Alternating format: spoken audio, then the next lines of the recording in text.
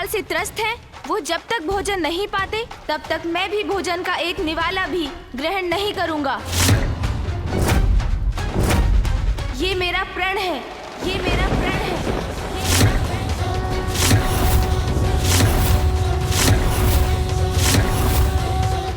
ये कैसा प्रण ले लिया गणेश ने? इतना बड़ा त्याग करेगा गणेश? देवराज इंद्र को शीघ्र ही संदेश भेजना होगा।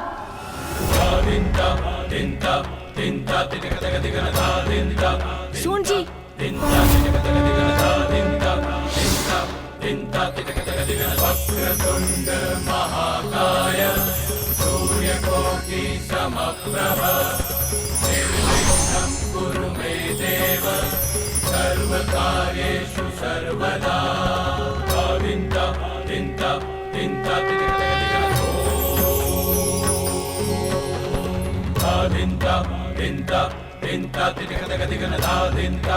जाओ, शीघ्र देवराज इंद्र को मेरा संदेश पहुंचाओ।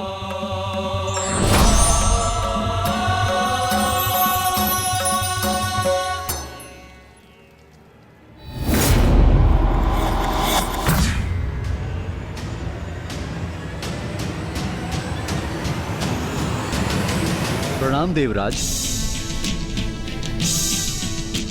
प्रभु क्षमा कीजिए देवराज, मुझे आपसे कुछ महत्वपूर्ण चर्चा करनी है। ऐसा भी क्या आवश्यक है जो तुम प्रतीक्षा नहीं कर सकते थे? देख नहीं रहे कितनी लंबी यात्रा के बाद लौट रहा हूं मैं। क्षमा करें महाराज, क्षमा करें देवराज।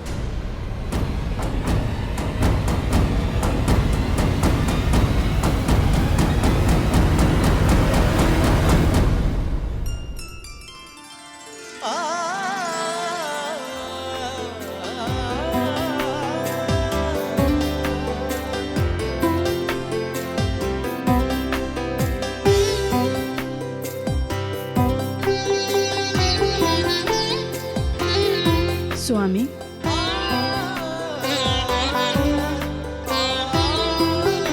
देवी शची, नहीं दर्पण के समक्ष रुक जाइए। स्वामी मुझे क्यों रोक रहे हैं?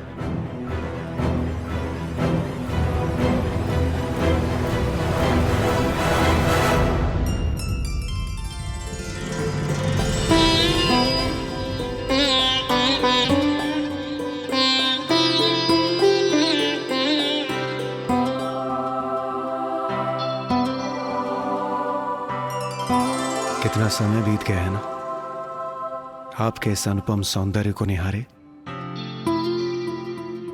अब कहीं जाकर मुझे अवकाश प्राप्त हुआ है। स्वामी, मुझे इस सुख का आनंद लेने दीजिए प्रिय। अति सुंदर। स्वामी, आपने तो मुझे महादेव और देवी पार्वती के विवाह पर देखा था ना?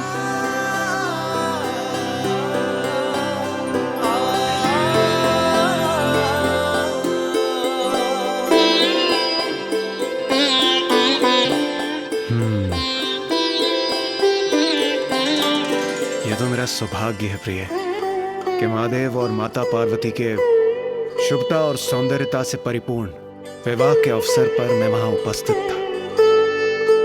किंतु वर पक्ष के सदस्य होने कारण मेरे इतने सारे दायित्व थे कि मेरा ध्यान बस उन्हीं में था। ये क्या कह रहे हैं आप स्वामी? देवराज के दायित्व तो व्यक्तिगत दायित्वों से कहीं ऊपर है। देवराज के पद के दायित्वों का इतना भार है मुझ पर कि कभी कभी मैं सोचता हूँ स्वयं के लिए मेरे पास तनिक भी समय नहीं है। एक दायित्व पूर्ण होता नहीं कि दूसरा दायित्व प्रारंभ हो जाता है। सोचता हूँ क्या देवराज का पद मैंने इसीलिए स्वीकार किया था? स्वामी, ऊंचे पद के उत्तरदायित्व भी बड़े होते हैं।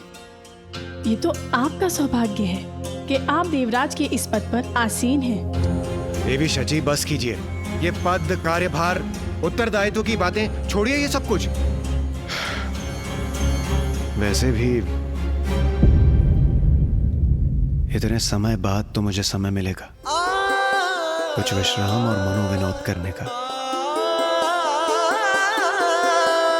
इसे यूं ही गंवाना उचित नहीं होगा प्रिय।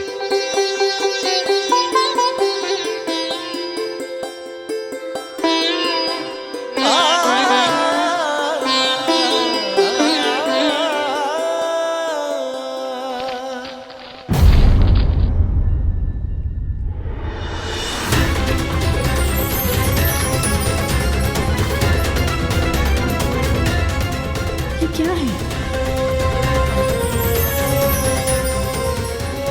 सूखा पत्ता स्वर्ग में? स्वामी,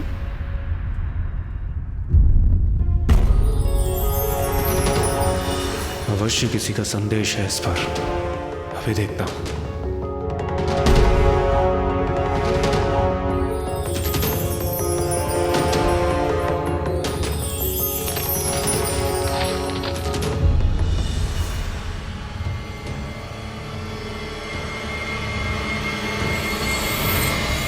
देवराज, आपसे कुछ अत्यंत महत्वपूर्ण विचार विमर्श करना है, इसलिए आप शीघ्र कैलाश आ जाइए। गणेश।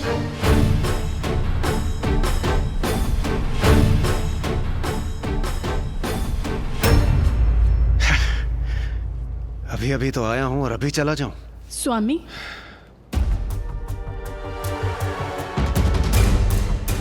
क्या हुआ स्वामी? ये देखिए देवी शची, कार्य कार्य बस कार्य।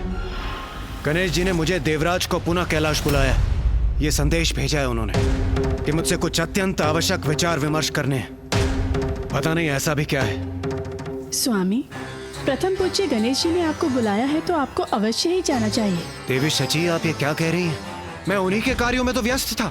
महादेव और माता पार्वती के विवाह से अभी अभी तो मैं लौटा हूं। इस प्रकार तो आजीवन मैं उन्हीं के कार्यों में बंधा रहूंगा और स्वयं के लिए, विश्राम के लिए मेरे पास तनिक भी समय नहीं बचेगा। स्वामी, उन्होंने बुलाया है तो अवश्य ही कोई महत्वपूर्ण कार्य होगा। आपको निसंकोच वहां जाना चाहिए। विश्राम तो आप लौटकर भी कर सकते हैं। नहीं देवी शची, इस प्रकार तो एक कार्य का चक्र कभी नहीं थमेगा। मुझे स्वयं ही कुछ सीमाएं निर्धारित करनी होंगी। क्या देवराज होते हुए मुझे इतनी भी स्वतंत्रता नहीं है कि मैं तनिक विश्राम कर सकूं? नहीं, मैं नहीं जाऊंगा। मैं अपने सारथी मातली को ही भेज दूंगा।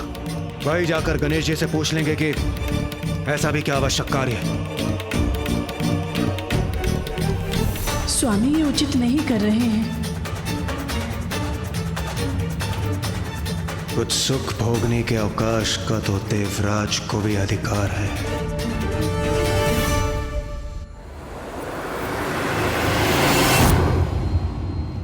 प्रणाम प्रथम पूज्य गणेश जी।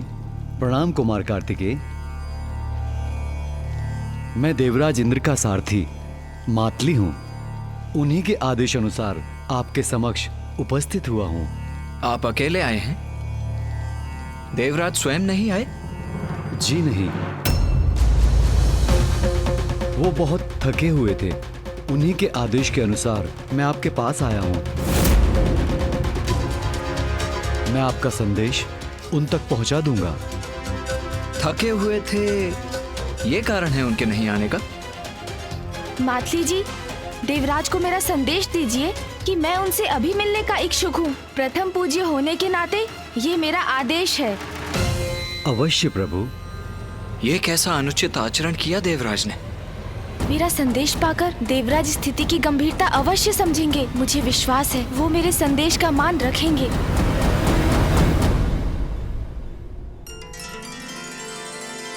आहा, अद्भुत। आज तो आपके हाथों से परोसा भोजन भी अत्यंत स्वादिष्ट प्रतीत होता है। स्वामी,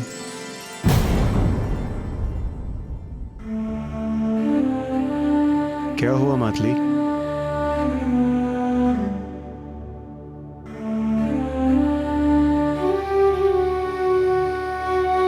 देवराज को मेरा संदेश दीजिए कि मैं उनसे अभी मिलने का इच्छुक हूँ। प्रथम पूज्य होने के नाते ये मेरा आदेश है। स्वामी को गणेश जी के आदेश की अवहेलना नहीं करनी चाहिए।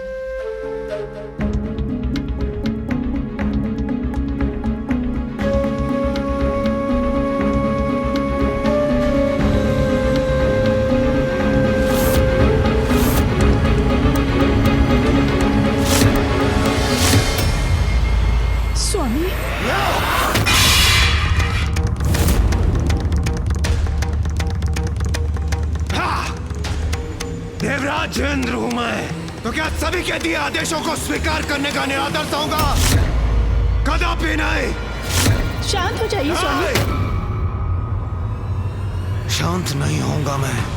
आज ही महादेव से भेंट करूंगा मैं और इस विषय में बात करूंगा उनसे। रुक जाइए स्वामी, स्वयं को शांत कीजिए। इस बात को बढ़ाने का कोई लाभ नहीं। बात तो अब बढ़कर रहेगी देवी शची। देवराज इंद्र हूं मैं, कोई अन्य देवता मुझे आदेश दे ये मुझे कदापि स्वीकार नहीं। स्वामी,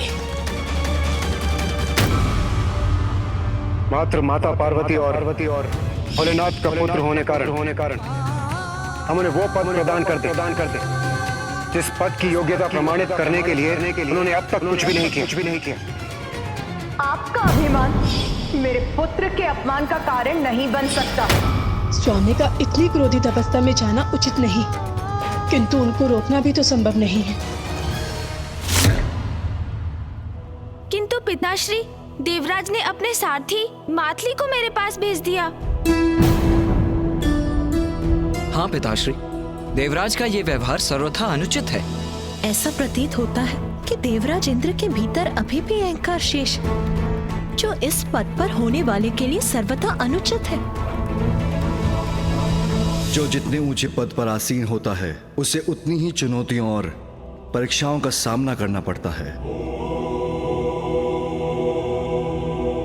अब देवराज इंद्र की भी एक कठिन परीक्षा का समय आ गया है।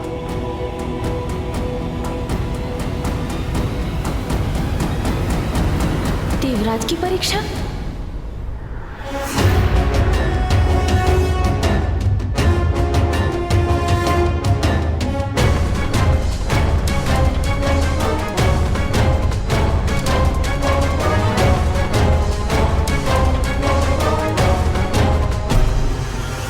आपका कल्याण हो इंद्रदेव, मैं तो आपसे ही भेंट करने आ रहा था।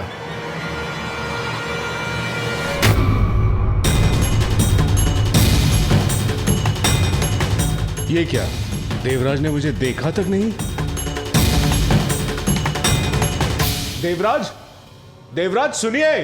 देवराज। देवगुरु बृहस्पति। क्या हुआ देवी सची? देवराज इंद्र इतने आवेश में गए कि उन्होंने मुझे अनदेखा कर दिया, और आप इतने व्याकुल हैं। गणेश जी ने उन्हें अपने यहाँ बुलाया था।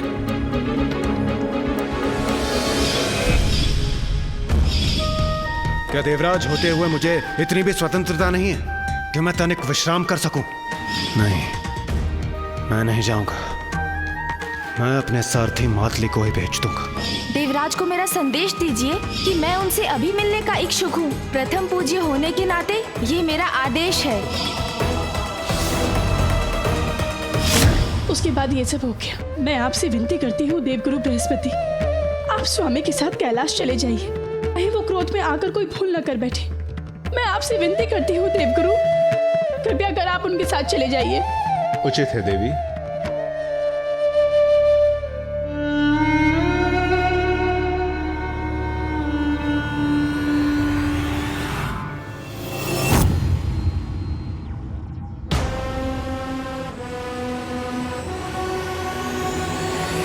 देवराज हूं मैं, तो क्या बस आदेशों को स्वीकार करने का पात्र हूं? कदापि नहीं।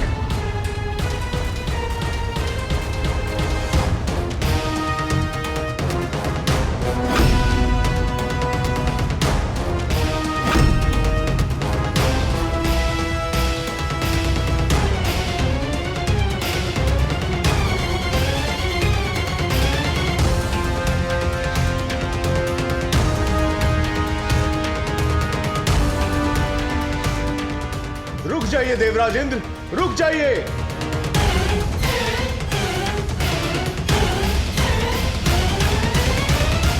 देवराज रुकिए। देवराज रुकिए, स्वयं को शांत कीजिए। देवराज, इतना आवेग उचित नहीं है। देवगुरु, मेरे मन में आपके प्रति अत्यंत श्रद्धा है और मैं आपका अपमान नहीं करना चाहता।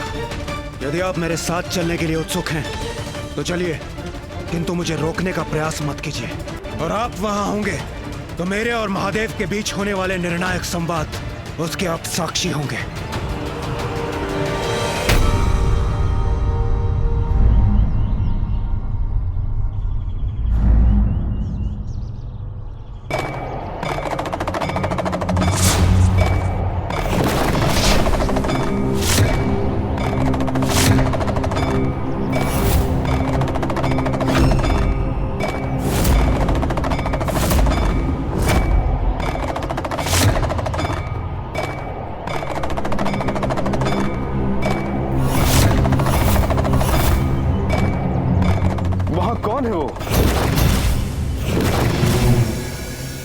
कैलाश के मार्ग में और कौन होंगे देवगुरु? अघोरी होंगे ना?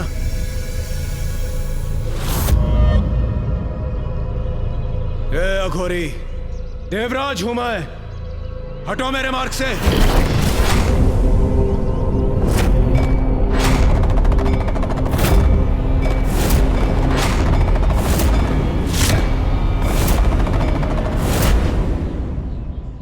लगता है तुमने सुना नहीं। शांत हो जाइए इंद्रदेव। मुझे बात करने दीजिए। समझाइए इस दुष्ट अघोरी को, बताइए इसे कौन हूं मैं।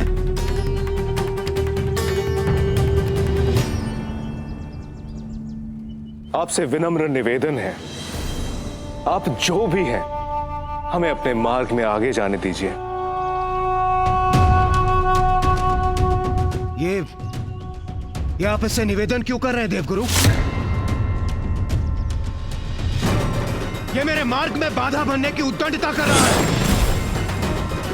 हे अघोरी, तुम जानते नहीं हो मैं कौन हूं। प्रतीत होता है तुमने मेरा परिचय ठीक से सुना नहीं। इंद्र हूं मैं, देवराज इंद्र। हट जाओ मेरे मार्ग से, अन्यथा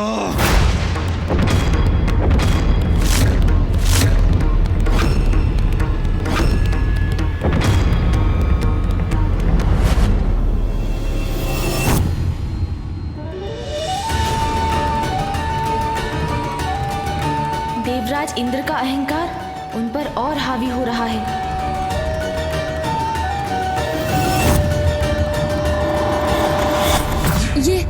ये क्या कर रहे हैं देवराज स्वामी? इसका क्या परिणाम होगा? अहंकार का विष तो उसी को डसता है देवी, जिसमें वो वास करता है। ये क्या कर रहे हैं इंद्रदेव? उन्हें भान भी नहीं कि वो इतने अहंकार भरे स्वर में किसका अपमान कर रहे हैं।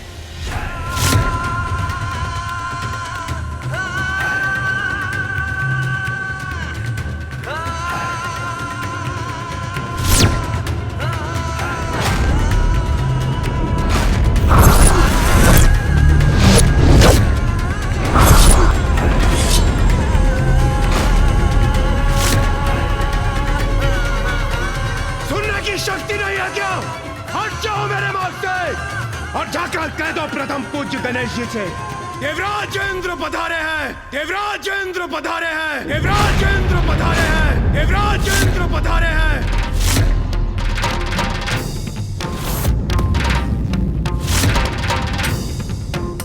देवराज की ये अहंकार जनित उद्दंडता उचित नहीं। अहंकार व्यक्ति में ऐसा बुद्धि भ्रम उत्पन्न करता है कि वो अपने तक में ही सीमित हो जाता है और फिर उसमें किसी को भी पहचानने का सामर्थ्य नहीं रहता। देवराज स्वयं अपने पतन को निमंत्रण दे रहे हैं। तुम मेरे आदेश का उल्लंघन करने की धृष्टता कर रहे हो गौरी। तुम्हें मेरा देवराज इंद्र का आदेश सुनाई नहीं दिया? हट जाओ मेरे मार्ग से। शांत हो जाइए इंद्रदेव। कदाचित इनका स्वास्थ्य बिगड़ा हो या उनके तन पर ऐसा कोई घाव हो जिसके कारण वो विवश हो रहे हैं। इसीलिए हमें क्रोध से नहीं, सहानुभूति का व्यवहार करना चाहिए। यदि स्वास्थ्य ठीक नहीं है या फिर कोई घाव है तो किसी वैद्य के पास जाना चाहिए। यहाँ मार्ग पर बाधा बनकर क्या ये स्वस्थ हो जाएंगे? इंद्रदेव, ये कैलाश का मार्ग है। यहाँ महादेव के अनेकों भक्त अघोरी, भूत, प्रेत, दक्ष, यक्ष, गंधर्व, देवता, पशु पक्षी सभी उनके दर्शन के लिए आते हैं और जब वो चलते चलते थक जाते हैं तो थोड़ा विश्राम कर लेते हैं। महादेव के निवास कैलाश के इस मार्ग पर यदि आपने महादेव के भक्त के साथ दुर्व्यवहार किया तो कहीं महादेव आपसे कुपित न हो जाए। वाह देवगुरु बृहस्पति, वाह! आपके मुख से भी मुझे यही वचन सुनने को मिले। महादेव का भक्त, महादेव के नियम, महादेव क्रोधित हो जाएंगे।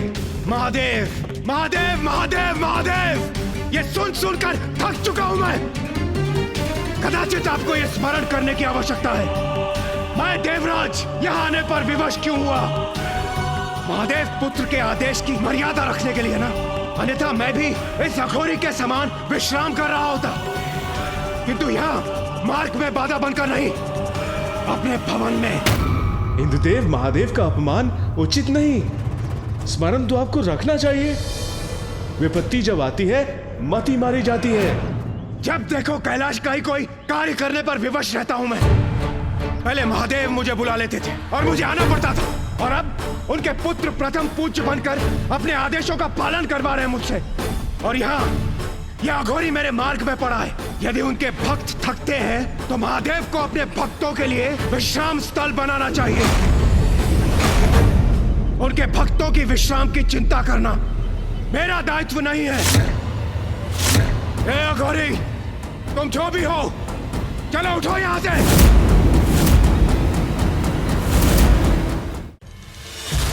इंद्रदेव का तो जैसे स्वयं पर कोई नियंत्रण ही नहीं है। ए अघोरी, अंतिम चेतावनी दे रहा हूं मैं तुम्हें, हट जाओ मेरे मार्ग से, अन्यथा। इंद्रदेव रुक जाइए और कुछ मत कहिए। क्रोध में आप, और क्रोध में कहे वचन सदा अनिष्ट करते हैं। देवगुरु, मुझे रोकने के स्थान पर आप स्वयं अपने पैर से ठोकर मारकर इस दुष्ट को मेरे मार्ग से क्यों नहीं हटाते? इंद्रदेव, ये कैलाश का मार्ग है और यहाँ कुछ भी अकारण नहीं होता। यदि वो अघोरी यहाँ है तो उसके यहाँ होने का अवश्य कोई कारण होगा। वो अपने स्थान से नहीं हट रहे हैं तो रहने दीजिए। कैलाश जाने का तो एक अन्य मार्ग भी है, हम उसी पीछे के मार्ग से चले जाते हैं। आइए चलिए। देवगुरु, जो चौर्य कर्म करते हैं, अपराधी होते हैं, वो पीछे के मार्ग से जाते हैं, देवराज इंद्र नहीं। और आप मुझे मार्ग परिवर्तन करने का सुझाव दे रहे हैं, वो भी इस तुच्छ अघोरी के लिए।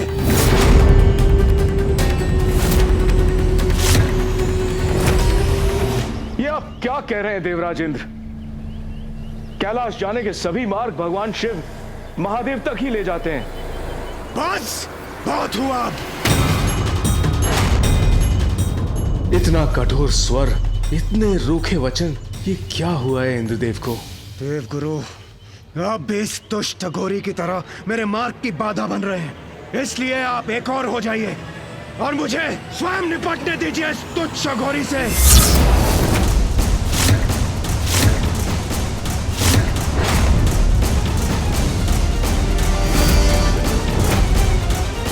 आप क्या करने जा रहे हैं देवराज? देवराज हूं मैं और मुझे मेरे आदेशों का पालन करवाना आता है।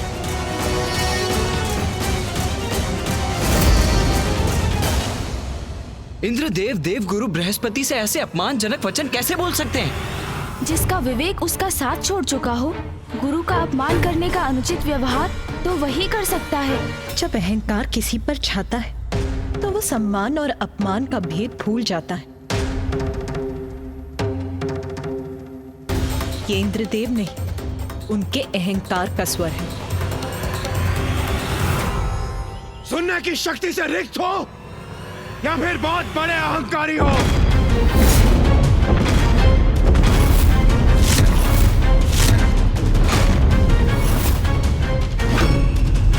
मुझे तो तुम बहुत बड़े मूर्ख प्रतीत होते हो। मेरे पैर की एक ठोकर खाओगे तो सुनने की शक्ति पुनः वापस आ जाएगी।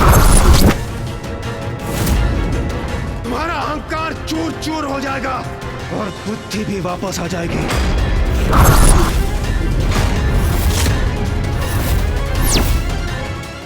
कहीं देवराज जो कह रहे हैं वो कर ही न दे। इंद्रदेव पिताजी को दुत्कारने का दुस्साहस कर रहे हैं।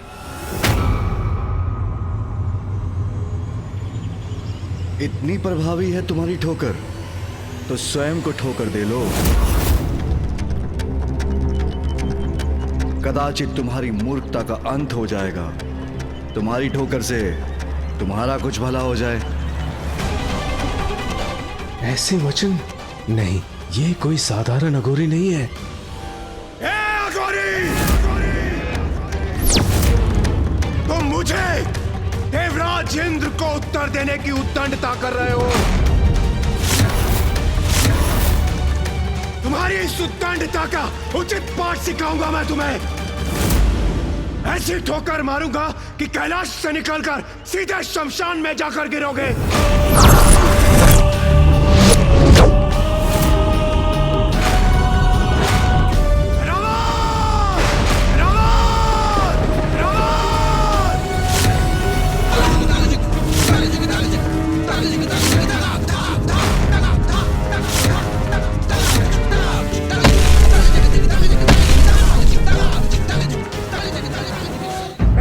तुम्हारे लिए सर्वोपरि है रावत, उसे शीघ्र पूर्ण करो।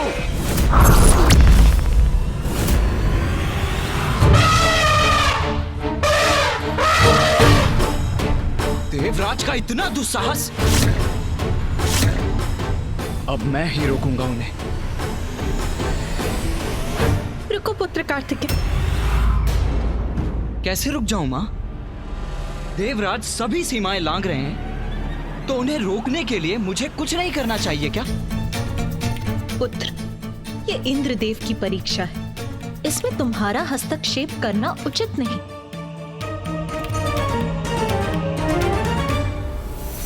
उचित है मां।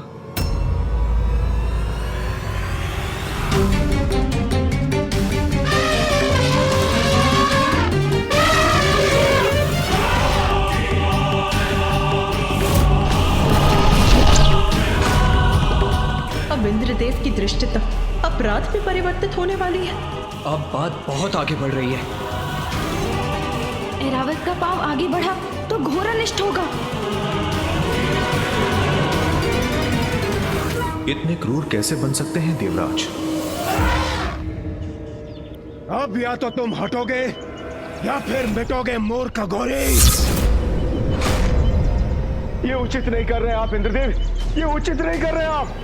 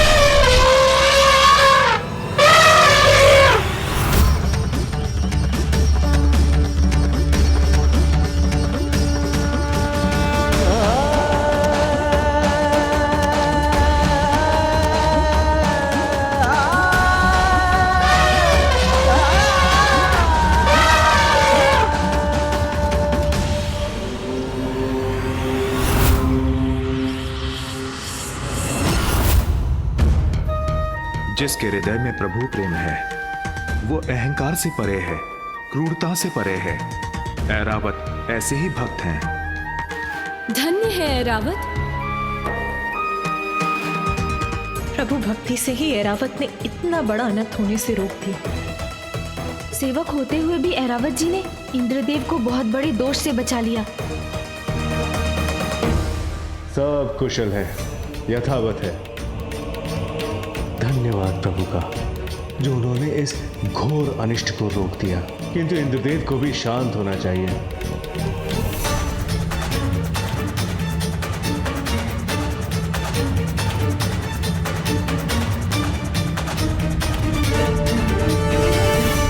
ये रावत मेरे आदेश की अवहेलना कैसे कर रहा है? रावत, तुमने अपने स्वामी के आदेश की अवहेलना कैसे की? इसका उचित दंड दूंगा मैं तुम्हें।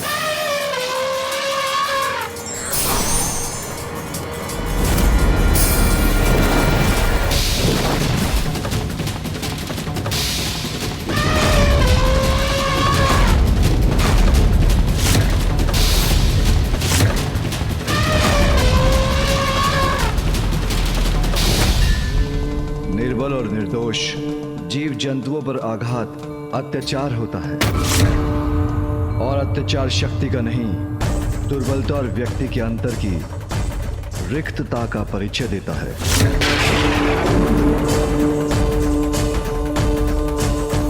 कहो, क्या विचार है तुम्हारा? ओह, तो अत्याचार पर प्रवचन देने के लिए तुम्हारी जीवा ने कष्ट कर ही दिया। वैसे तो तुम उचित ही कह रहे हो। दंड एरावत को नहीं, तुम्हें मिलना चाहिए। तुम्हें मिलना चाहिए। तुम्हें मिलना चाहिए।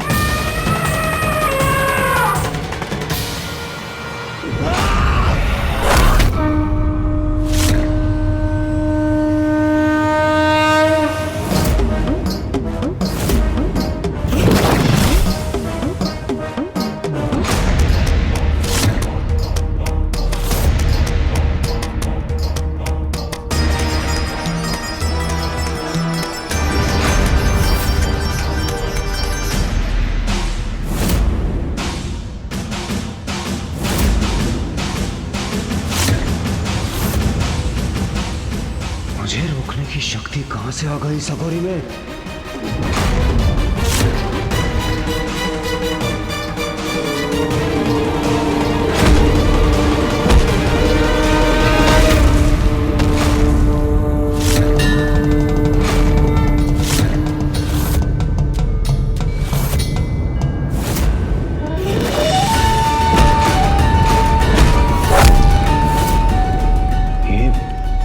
ये क्या हुआ? मेरा दंड कैसे पकड़ लिया इसने? मुझे पीछे हटने पर विवश कैसे कर दिया? असंभव।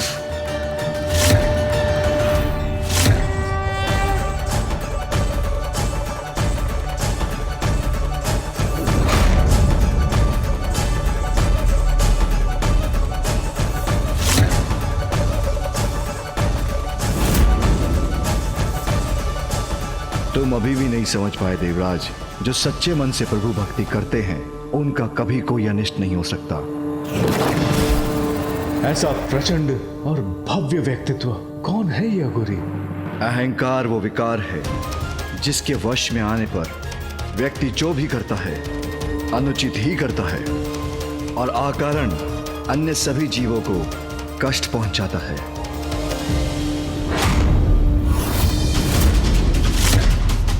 देवराजेंद्र हूं मैं, प्रवचन कदापि नहीं सुनूंगा। और तुम जैसे अघोरियों का भाषण तो कदापि नहीं, कदापि नहीं, कदापि नहीं।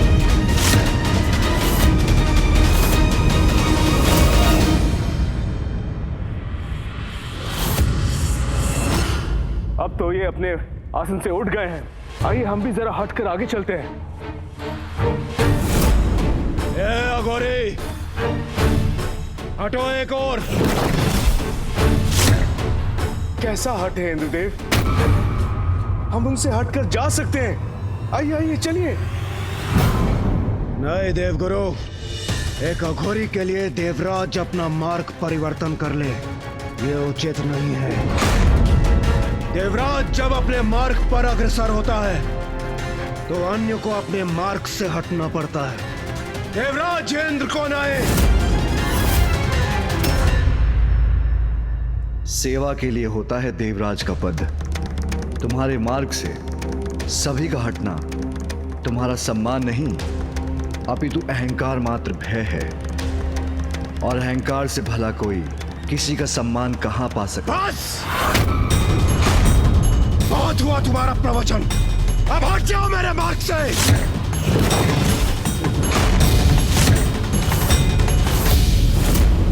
तुम्हें देख कर तो ये इच्छा हो रही है कि अपने मुष्टि प्रहार से मैं तुम्हारे इस गर्व भरे मुख पर वार करूं और हटा दूं तुम्हें अपने मार्ग से।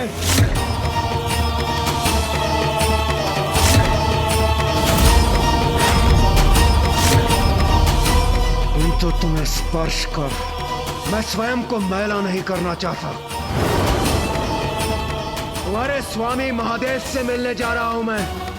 उनसे भेंट कर उन्हें अवश्य बताऊंगा कि भूतों के समान विचरण करने वाले तुम जैसे अघोरियों की यहां प्रवेश करने की अनुमति नहीं होनी चाहिए।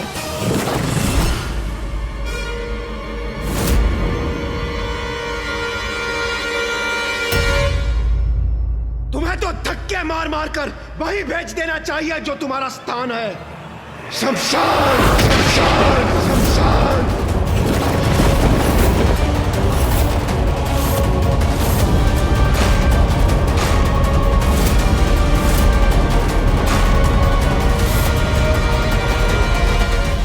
इन दिव्य पुरुष को ये कैसे शब्द बोल रहे हैं इंद्रदेव? कदाचित महादेव को तुम्हें ही कुछ समय के लिए शमशान भेज देना चाहिए। वही तुम्हारे अहंकार की चिता जलेगी। बस! बस! अब तुम्हारे दुर्वचन नहीं सहूंगा मैं।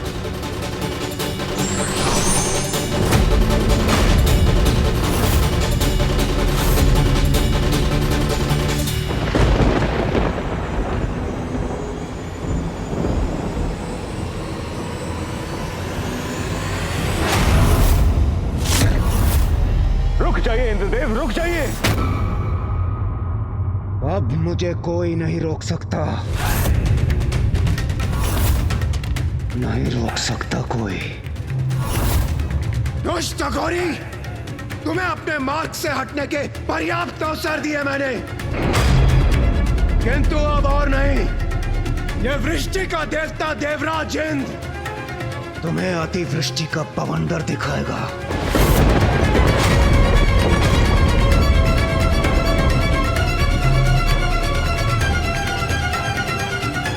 इंद्रदेव कदाचित अपना अंतिम अवसर भी गंवाने जा रहे हैं।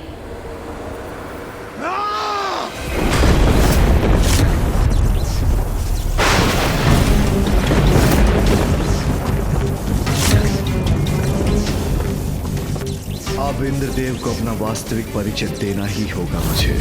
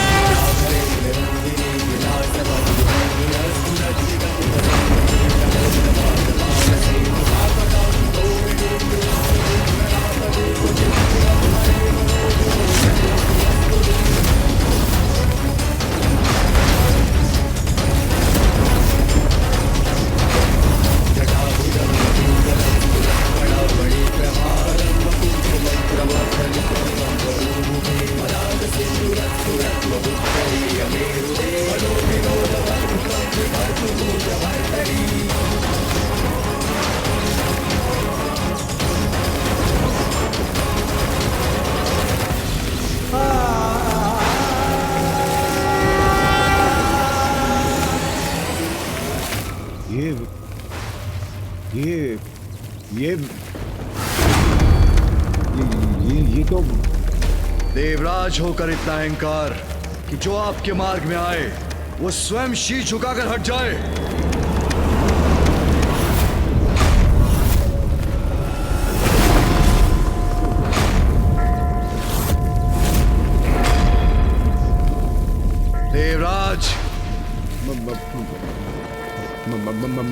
महादेव, देवता होने से अहंकार का अधिकार प्राप्त नहीं होता। अपितु देवताओं का मूल कर्तव्य है दूसरों के प्रति सहानुभूति और सभी जीवों के प्रति सेवा। तुमने ऐरावत को मुझे कुचलने का आदेश दिया। तुम उसके स्वामी हो, इसलिए वो तुम्हारा आदेश मानने पर विवश हो गया। किंतु उसने मुझे पहचान लिया और भक्ति भाव के कारण उसके नेत्र अश्रु से भर आए। किंतु तुम्हारे नेत्र, उन पर तो अहंकार का आवरण था। भविष्य में यदि कोई असहाय और असमर्थ व्यक्ति तुम्हारे पथ में आएगा तो क्या उसे भी कुचल दोगे या उस पर वज्र चलाने के लिए तैयार हो जाओगे? क्या निरीह प्राणी पर चलाने के लिए तुम्हें वज्र प्रदान किया गया है देवराज?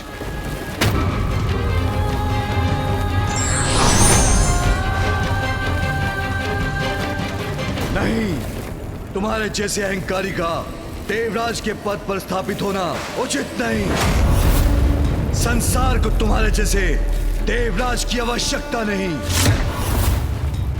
तुम्हें मिटना होगा, तुम्हें मिटना ही होगा देवराज, तुम्हें मिटना ही होगा देवराज।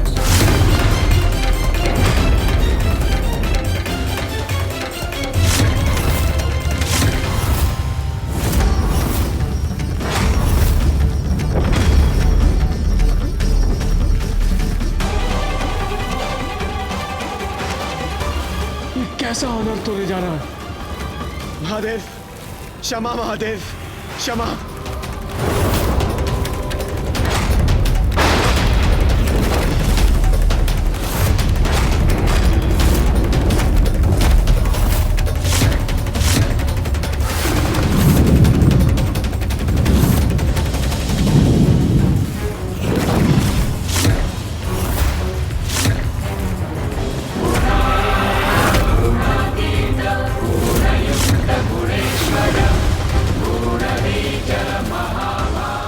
तीसरा नेत्र खुलने वाला है। अर्थात अब इंद्रदेव सुरक्षित नहीं।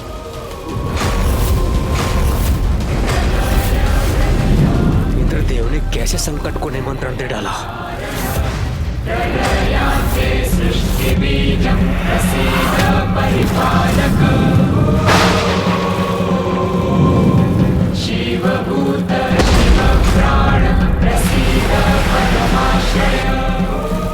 महादेव की क्रोधाग्नि से अपना बचाव कैसे करूं मैं?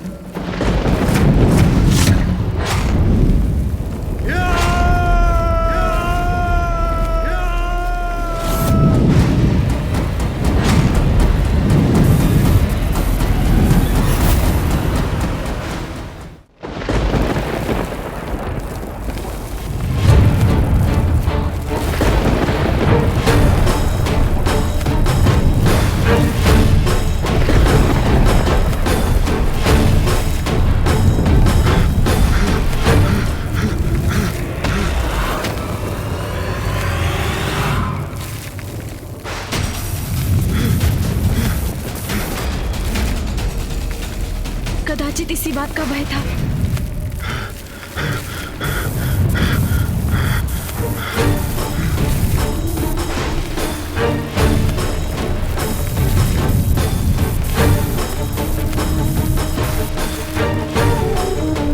समीप आ रही है महादेव की क्रोधाग्नि। मुझे और तीव्र गति से भागना चाहिए।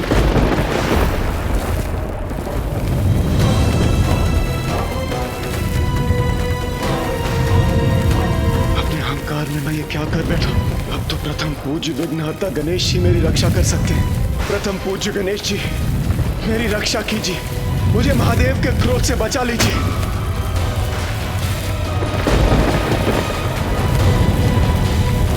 मेरी रक्षा कीजिए प्रथम पूज्य गणेश जी। पिताश्री को शांत कराइए माँ। अहंकार के लिए क्या इंद्रदेव को इतना बड़ा दंड देना उचित है? हाँ माता। माता पार्वती, कुमार कार्तिकेय, गणेश जी मेरी रक्षा कीजिए, रक्षा कीजिए मेरी। इसका अनुमान तो मुझे भी नहीं था पुत्र कि प्रभु इतने क्रोधित हो जाएंगे, किंतु उनके द्वारा दोषियों को दंड देने में मैं हस्तक्षेप नहीं कर सकती। भैया, फिर तो हमें ही कुछ करना होगा। पिताश्री को शांत करने का प्रयत्न कर, उनसे इस क्रोधाग्नि को लौटाने का आग्रह करना होगा। उचित कह रहे हो तुम।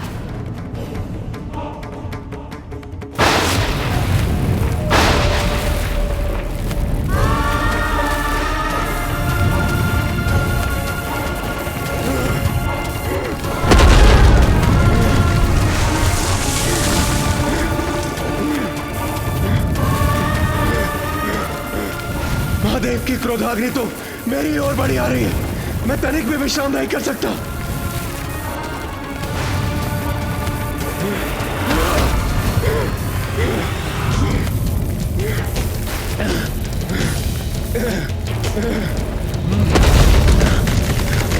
अब कदाचित मेरी रक्षा संभव नहीं।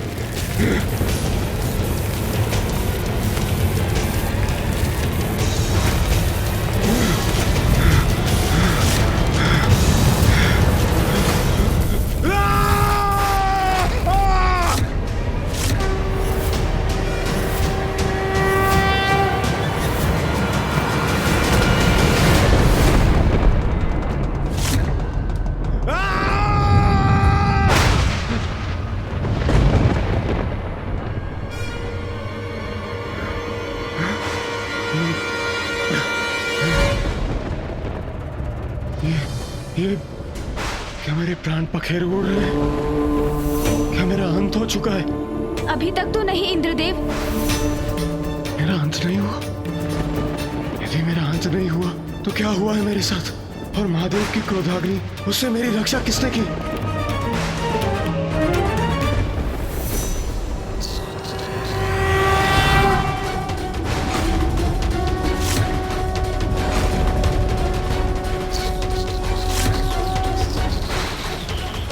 तो गणेश जी ने मेरी गुहार सुन मेरी रक्षा की। अब ज्ञात नहीं क्या होने वाला है।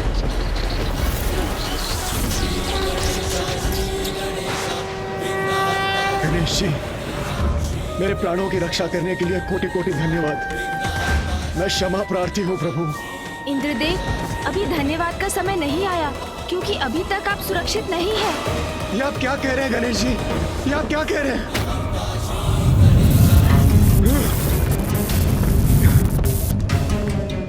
ये क्रोधाग्नि तो अभी भी मेरा पीछा कर रही है। गणेश जी, वो देखिए महादेव की क्रोधाग्नि। कृपया कुछ कीजिए गणेश जी, मेरी रक्षा कीजिए, कृपया कुछ कीजिए।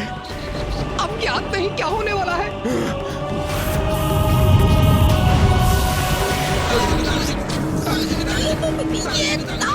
प्रभु, कहीं महादेव की क्रोधाग्नि मुझे ही ना भस्म कर दे।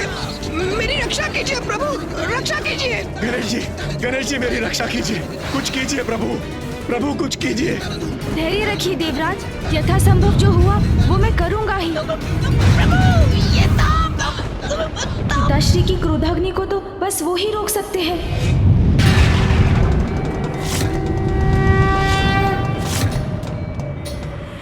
पिताश्री,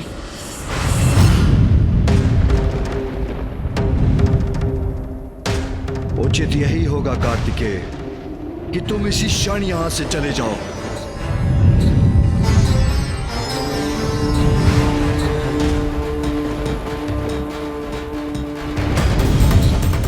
पिताजी का ये भीषण क्रोध तो अनर्थकारी हो सकता है।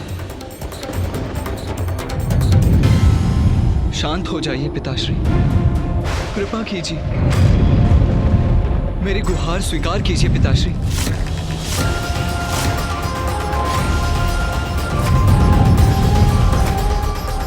पिताजी, इंद्रदेव ने जो किया बहुत अनुचित किया, किंतु क्या उनके अहंकार का इतना बड़ा दंड देंगे उन्हें? पुत्र कार्तिकेय, जिन असुरों के साथ हम युद्ध करते हैं उनका प्रमुख अपराध है उनका अहंकार, किंतु कदाचित उससे एक बहुत बड़ी हानि भी होने लगी है। देवताओं में अहंकार भरने लगा है, और यदि ऐसा है तो उन्हें भी दंड तो अवश्य मिलना चाहिए। और ये घटना देवताओं के लिए भी एक उदाहरण बनेगी। पिताजी, इंद्रदेव को क्षमा कर दीजिए। ये बहुत बड़ा दंड है, और कहीं इसके कारण गणेश को क्षति ना पहुंच जाए।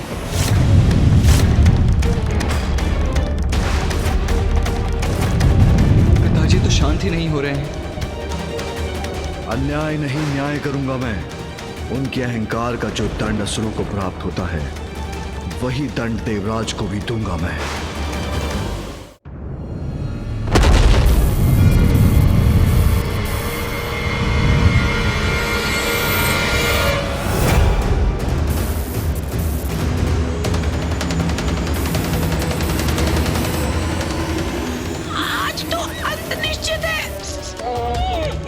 इस प्रकार तो मूषक जी पर आरूढ़ होकर हम पिताश्री की क्रोधाग्नि को पीछे नहीं छोड़ सकेंगे। मुझे इंद्रदेव को अधिक से अधिक समय तक सुरक्षित रखने का कोई और उपाय करना होगा। प्रभु बताइए आप। इंद्रदेव, मुझे पकड़ कर रखिएगा। मूषक जी, मैं जो कहूँ वो करते जाइए आप। उचित है प्रभु। नीचे बढ़िए मूषक जी। जी प्रभु। परंतु प्रभु, हम इससे कब तक रक्षित रहेंगे?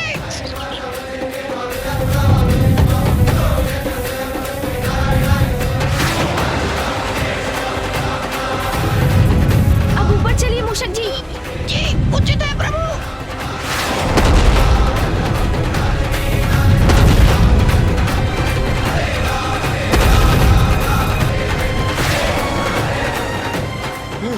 गणेश जी, महादेव की क्रोधाग्नि तो अभी भी मेरा पीछा कर रही है।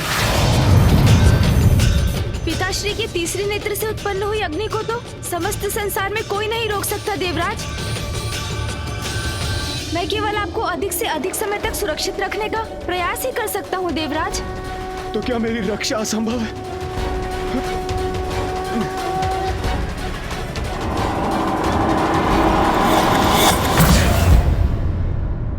महादेव, देवराज का आचरण उचित नहीं था, किंतु उनकी ओर से मैं क्षमा याचना करता हूँ। कृपा कीजिए प्रभु, शांत हो जाइए। पिताश्री, यदि आप शांत नहीं हुए तो घोर अनिष्ट हो जाएगा।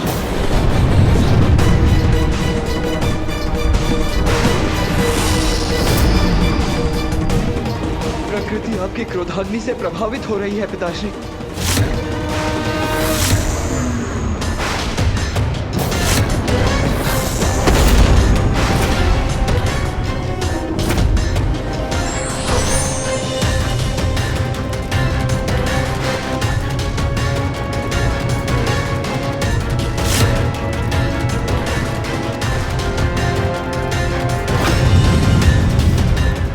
महादेव, मैं विश्वास दिलाता हूँ देवराज इंद्र उचित पाठ सीख चुके हैं। कृपा कीजिए, आप भी शांत हो जाइए। महादेव, देवराज इंद्र को भस्म करने से कुछ प्राप्त नहीं होगा, अपितु यदि वर्षा के देवता को नष्ट किया गया तो प्रकृति पर और बुरा प्रभाव पड़ेगा।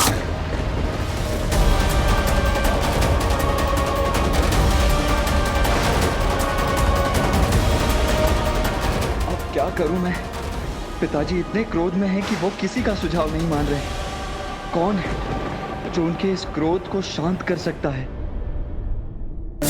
माँ, अब आपको ही हस्तक्षेप करना होगा, आपको ही शांत कराना होगा पिताश्री को। पुत्र, मैं कदाचित तुम्हारे पिताश्री के कार्य में हस्तक्षेप करने में असमर्थ हूँ। इसमें केवल देवराज की सुरक्षा निहित नहीं है माँ। गणेश और मूषक जी भी इंद्रदेव को सुरक्षित रखने का प्रयास कर रहे हैं, अर्थात वो भी संकट में है माँ।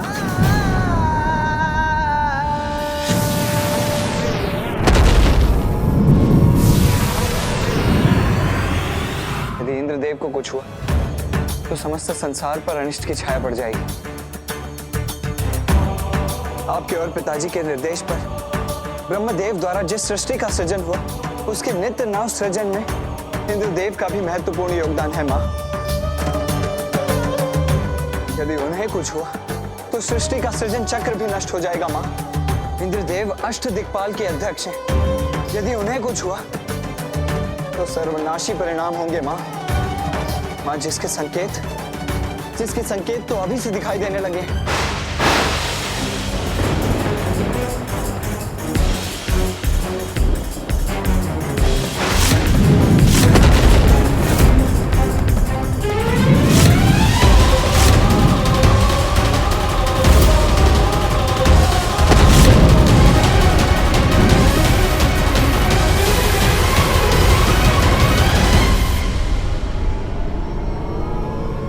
मैं विनती करता हूँ माँ, पिताजी को मना लीजिए। उन्हें शांत करने के लिए आपको ही कुछ करना होगा माँ।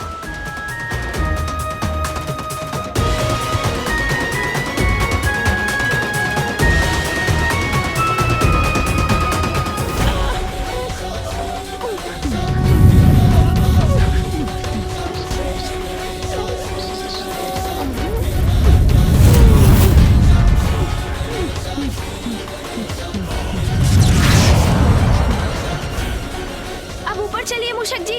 उचित है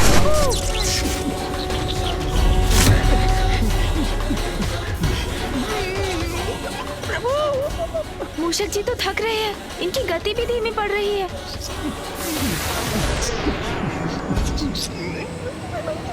अपना वेग कम मत कीजिए, अपनी तीव्रता बढ़ाइए मूषक जी। प्रभु, आप स्वयं भी इस संकट में फंस गए हैं और मुझे भी फंसा दिया। महादेव के क्रोधाग्नि से तो अब हमारा बचना असंभव है। आपने इंद्रदेव को उनका दंड क्यों नहीं भुगतने दिया? नहीं मूषक जी, ये आप क्या कह रहे हैं? मूषक जी, आप अपना ध्यान बस अपने वेग पर लगाइए। शीघ्र चलिए। जी प्रभु। और इंद्रदेव, आपके समक्ष आपकी रक्षा का मात्र अब एक ही उपाय है, और वो उपाय है महादेव। महादेव, महादेव, मुझे क्षमा कर दीजिए। मैं अहंकार के वश में कभी नहीं आऊंगा प्रभु। प्रभु, मैं आपको वचन देता हूँ। प्रभु, मुझे क्षमा कर दीजिए। महादेव,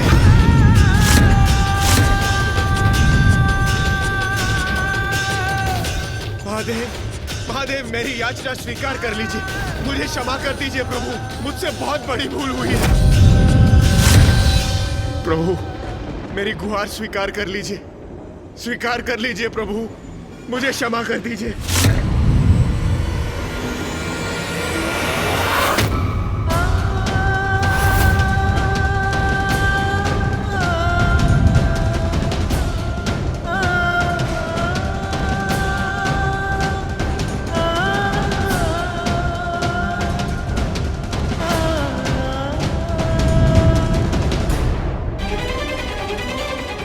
महादेव तो अब भी क्रोधित हैं। कदाचित महादेव ने इंद्रदेव की क्षमा याचना स्वीकार नहीं की, अर्थात प्रभु, मुझे क्षमा कर दीजिए प्रभु, मुझसे बहुत बड़ी भूल हुई है प्रभु।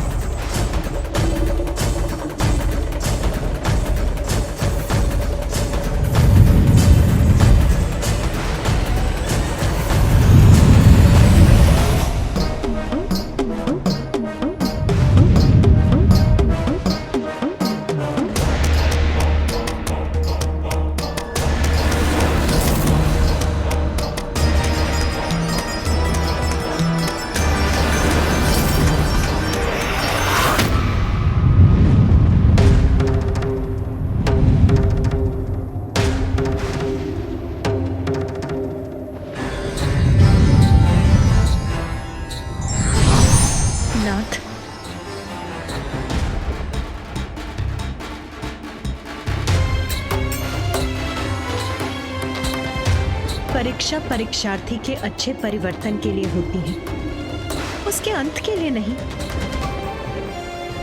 मैं आपसे विनती करती हूँ ना, इंद्रदेव अपनी भूल स्वीकार कर चुके हैं, अब आप भी शांत हो जाइए।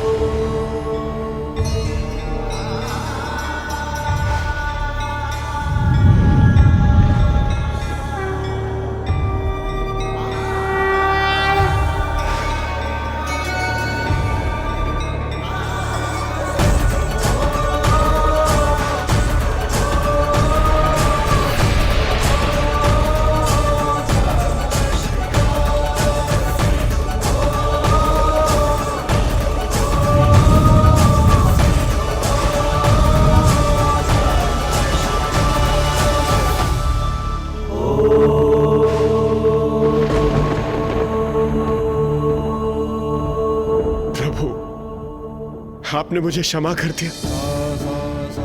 मैं सुरक्षित हूं प्रभु। आपको कोटि कोटि नमन करता हूं प्रभु। आपका कोटि कोटि धन्यवाद। मैं वचन देता हूं प्रभु, मैं आपको कभी भी निराश नहीं करूंगा।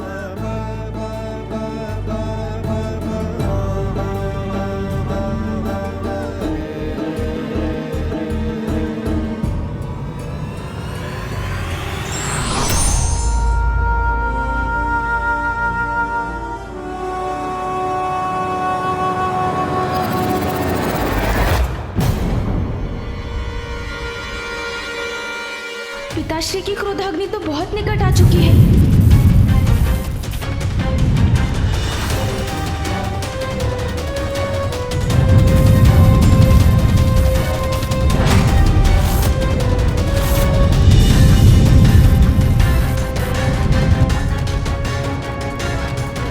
महादेव की क्रोधाग्नि? महादेव की क्रोधाग्नि तो अभी भी इंद्रदेव पर लक्षित है।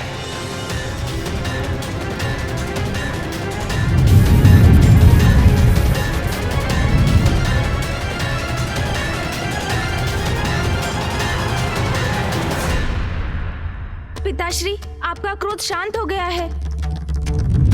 अब तो अपनी क्रोधाग्नि को रोक दीजिए। हाँ हाँ प्रभु, हाँ मान जाइए प्रभु।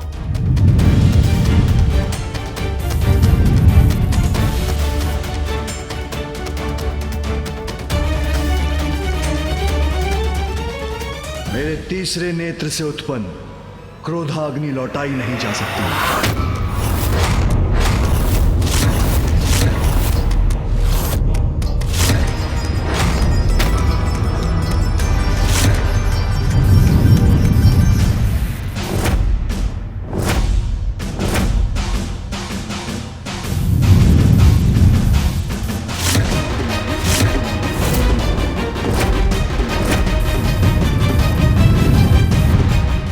देव की क्रोधाग्नि मुझे लीलने वाली, कदाचित यही मेरी नियति है।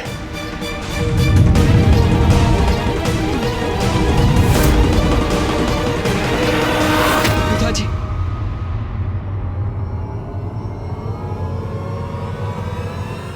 माता, आप भी मुझे क्षमा कर दीजिए और मुझ पर एक और उपकार कीजिए।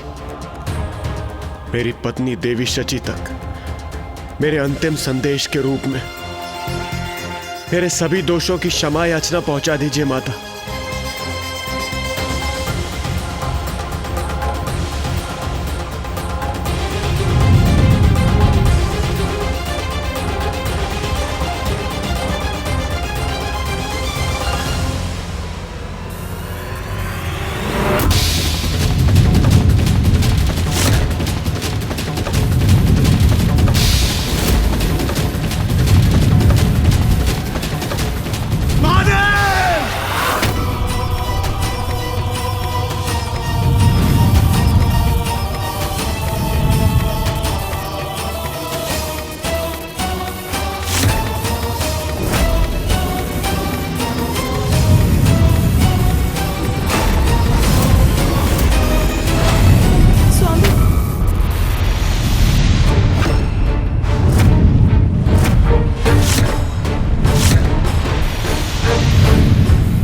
क्षण शेष है देवराज इंद्र के पास। इंद्रदेव ने उचित अनुचित का भेद समझने में बहुत विलंब कर दिया। पिताश्री की क्रोधाग्नि की शक्ति को अब लौटाया नहीं जा सकता, तो अब क्या उपाय है इंद्रदेव की रक्षा का?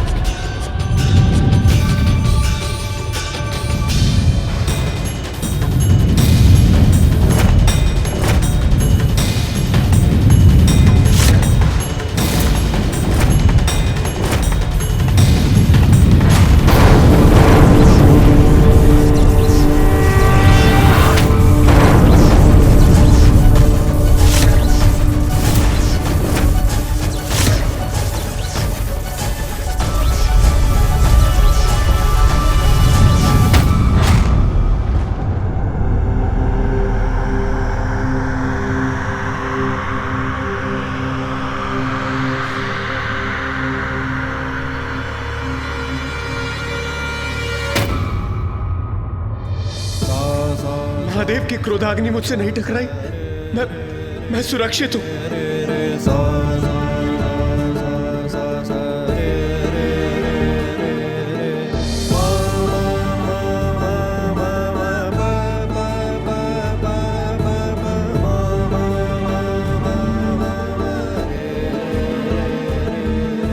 देवराज रक्षित हो गए। उचित समय पर पिताश्री ने अपनी ऊर्जा से क्रोधाग्नि को पीछे धकेल दिया। देवाधिदेव महादेव की दया उनके क्रोध से कहीं बढ़कर है। महादेव की लीला महादेव ही समझ सकते हैं। धन्य है आप पिताश्री, आपने अपनी क्रोधाग्नि की दिशा मोड़कर उसकी मर्यादा भी रखी और इंद्रदेव के प्राणों की रक्षा भी कर ली। प्रभु, आपने मुझे क्षमा कर दी, मेरी रक्षा की आपने। मैं कृतार्थ हुआ प्रभु। आपको कोटि कोटि नमन करता हूं प्रभु। ओम नमः शिवाय, ओम नमः शिवाय, ओम नमः शिवाय।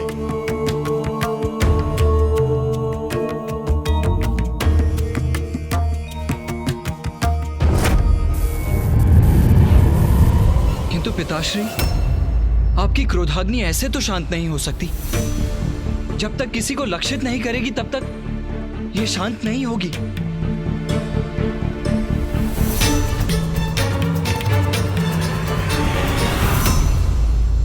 चिंता मत करो पुत्र कार्तिकेय,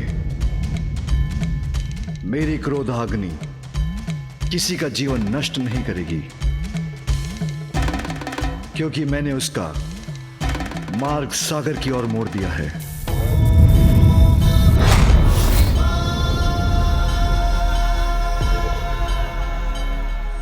अद्भुत पिताश्री, अद्भुत। आपका न्याय उचित है स्वामी। दोषी देवराज उचित पाठ भी सीख गए और उनको क्षति भी नहीं पहुंची। अब सब यथावत है, सब कुशल है। धन्य है पिताश्री।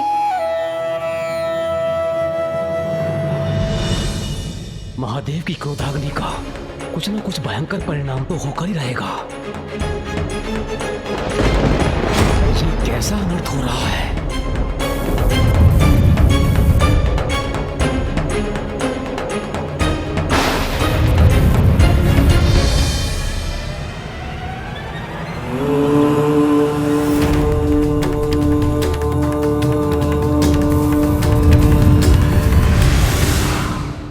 मेरी क्रोधाग्नि अब सागर में विलीन हो गई है। ये शुभता के लक्षण नहीं है। इस सृष्टि पर अवश्य ही कोई नया संकट लेकर आएगा। हर हर महादेव, हर हर महादेव।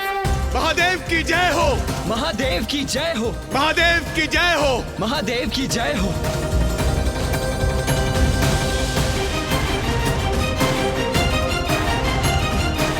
इंद्रदेव को क्षमा करना आपकी उदारता का उदाहरण है स्वामी। ये महादेव ने क्या कर दिया? उनकी क्रोधाग्नि जल से शांत नहीं होगी। अभी तो मुझे शंका है कि जल और अग्नि दो विपरीत तत्व एक साथ आएंगे तो कोई ना कोई विचित्र अप्राकृतिक संकट जन्म लेगा। मुझे महादेव को अभी सचेत करना होगा। महादेव तो निश्चिंत होकर कैलाश लौट रहे हैं।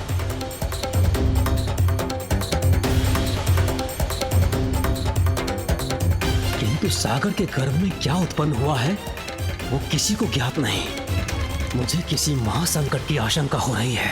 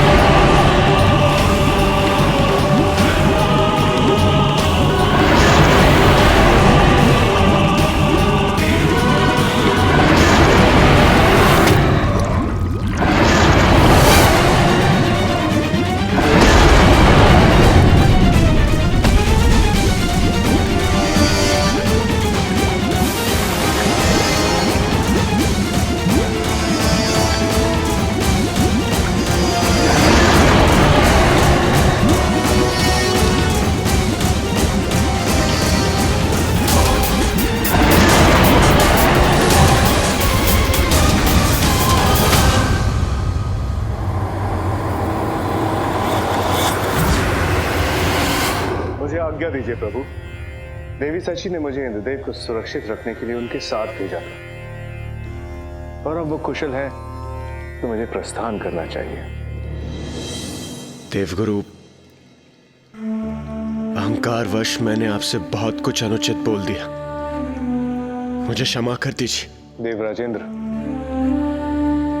महादेव की कृपा से अब सब कुशल है।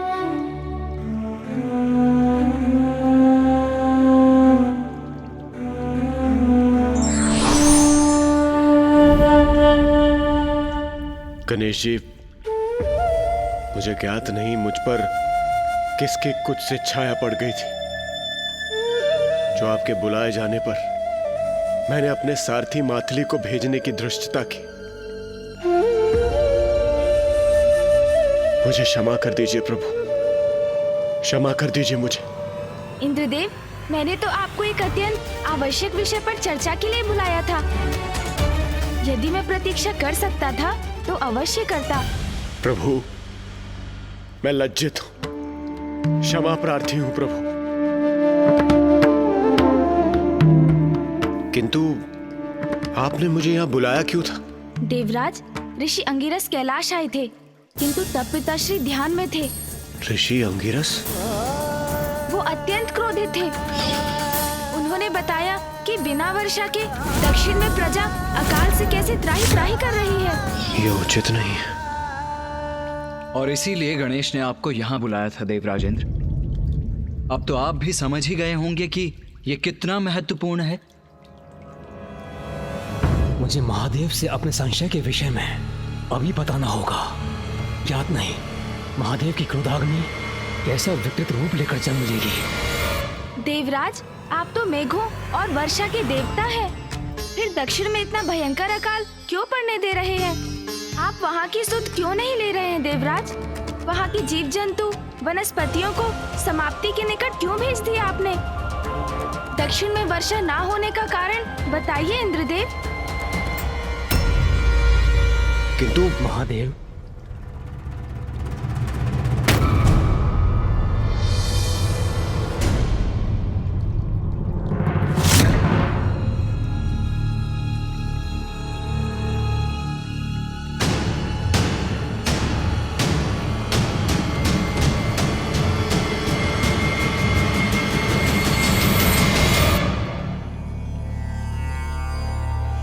महादेव, ये बहुत बड़ी चिंता का विषय है, हमें अभी चर्चा करनी होगी। अवश्य ब्रह्मदेव। गणेश भी उसी चिंता का समाधान ढूंढने का प्रयत्न कर रहा है। गणेश भी समाधान ढूंढ रहे हैं, अर्थात उन्हें भी सागर में उपस्थित संकट का आभास है। हाँ फूफा जी, मैं इंद्रदेव से अभी दक्षिण के अकाल की चिंता पर ही विचार कर रहा था। दक्षिण में अकाल? आप भी विराजिए फूफा जी। कदाचित ये उचित समय नहीं होगा उस प्रसंग के विषय में वार्ता करना। मुझे इसके लिए प्रतीक्षा करनी होगी।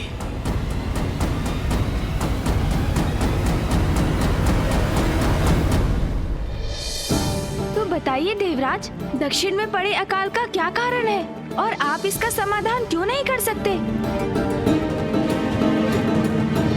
किंतु प्रथम पूज्य श्री गणेश जी, कुमार कार्तिकेय, माता पार्वती, दक्षिण में पड़े अकाल का कारण मैं नहीं।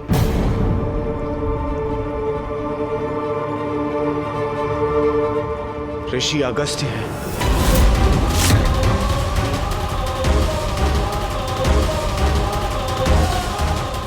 ऋषि अगस्त्य? ये ऋषि अगस्त्य कौन है?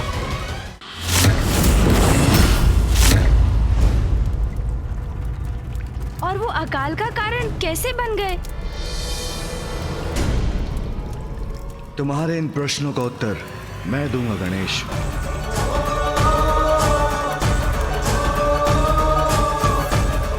ऋषि अगस्त्य और ऋषि वशिष्ठ दोनों भाई हैं।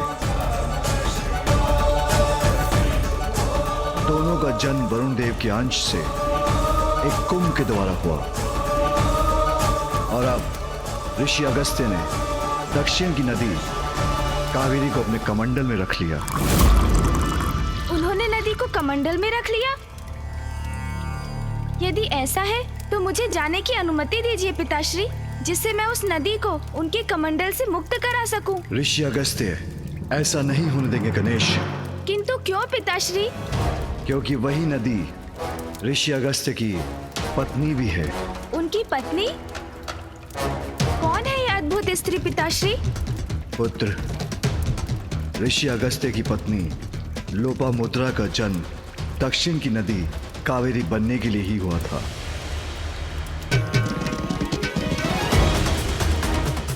किंतु लोपामुद्रा की नदी होने के बाद ऋषि अगस्त्य ने उन्हें अपने कमंडल में स्थित कर लिया और स्वयं ध्यान मग्न हो गए, जिससे नदी उनके कमंडल में बंद कर रह गई। किंतु पिताश्री, ऐसी अवस्था में कोई ऋषि अगस्त्य को जाकर उन्हें कावेरी को उनके कमंडल से मुक्त कराने के लिए क्यों नहीं कह सकता? सभी उनसे इतने भयभीत क्यों हैं? यदि वो ना माने तो हम उन्हें नदी को मुक्त करने पर बाध्य क्यों नहीं कर सकते पिताश्री?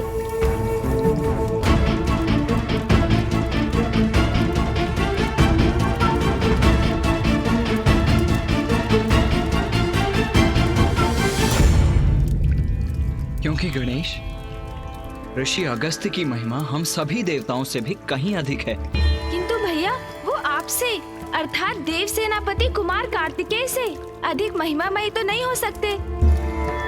मुझसे कहीं अधिक महान है, गुरु है मेरे।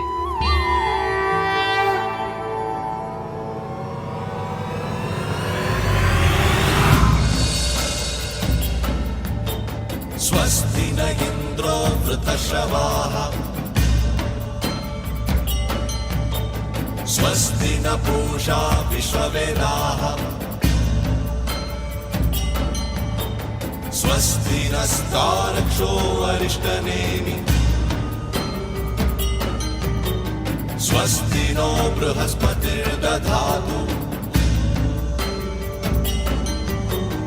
मानस्तोके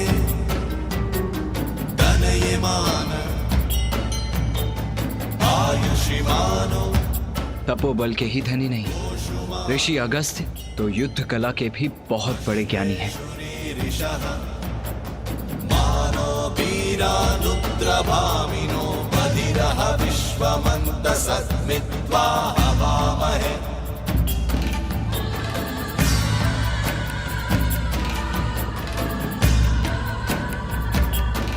ऋषिवर, मैं आपके आश्रम आपसे शिक्षा प्राप्त करने हेतु आया हूँ। कृपया मुझे अपने शिष्य के रूप में स्वीकार कर मल्ल युद्ध अर्थात कलारी पयट्टू की कला सिखाने की कृपा कीजिए।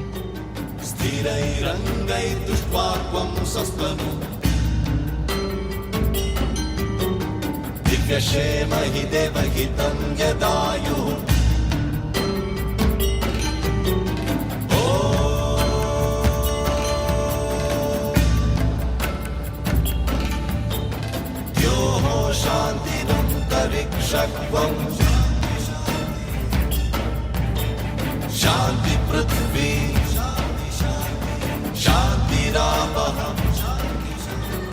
शांति शांति शांति शांति। कुमार कार्तिकेय, तुम्हारा प्रशिक्षण कल भोर में प्रारंभ होगा।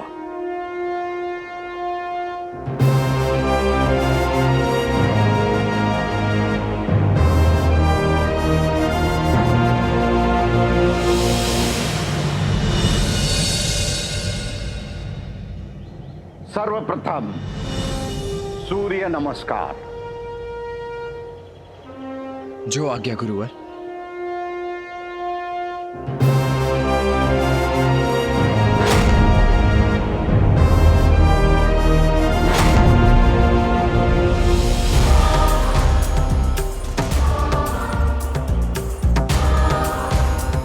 युद्ध में एकाग्रता और तत्परता दोनों ही आवश्यक हैं। जी गुरुवर।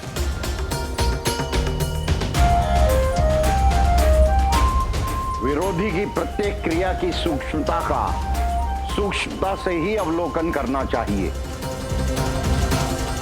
अन्यथा चूक हो सकती है। अवश्य गुरुवर। क्रिया को पुनः दोहराने से अभ्यास होता है, इसलिए पुनः करिए। जी गुरुवर।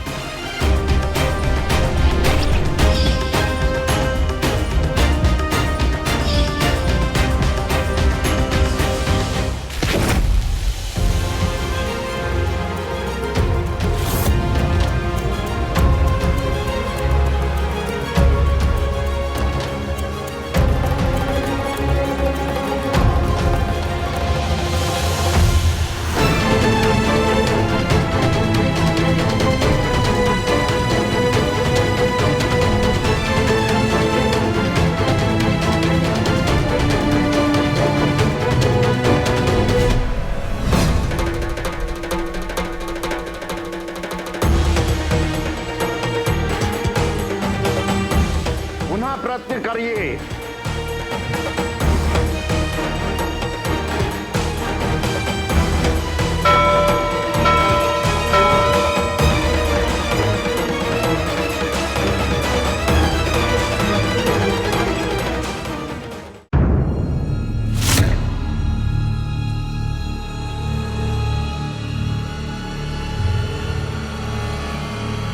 कुमार कार्तिकेय, अपना लक्ष्य मुझे बनाओ।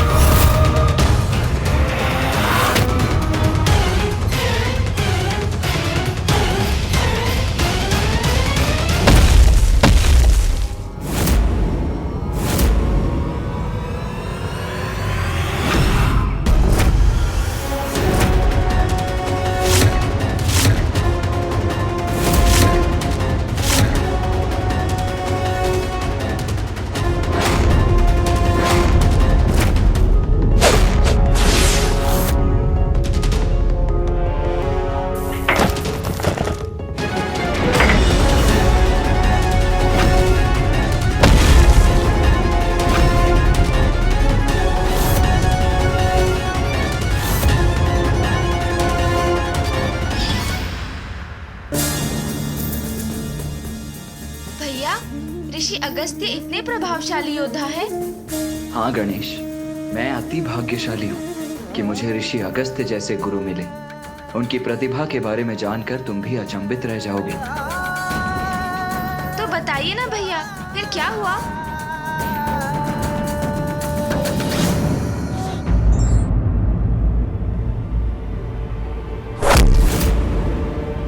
अब तुम्हारी बारी।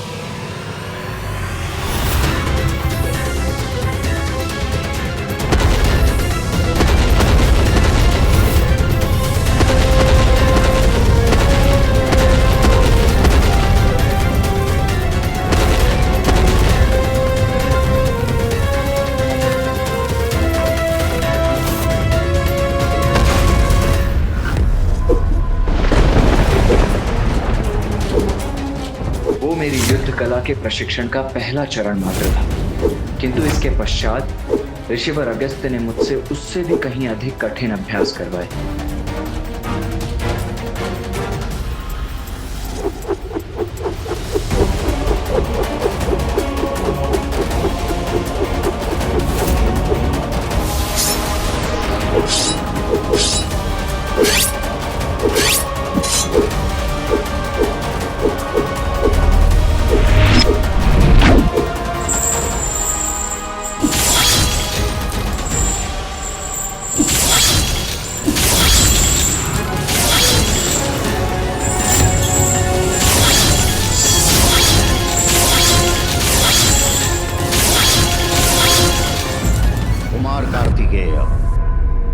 मैंने आपको अपने शिष्य के रूप में स्वीकार कर आपको संपूर्ण युद्ध कौशल की विद्या प्रदान की है।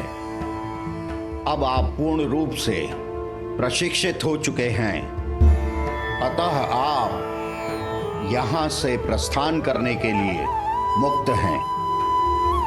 इतनी शीघ्र?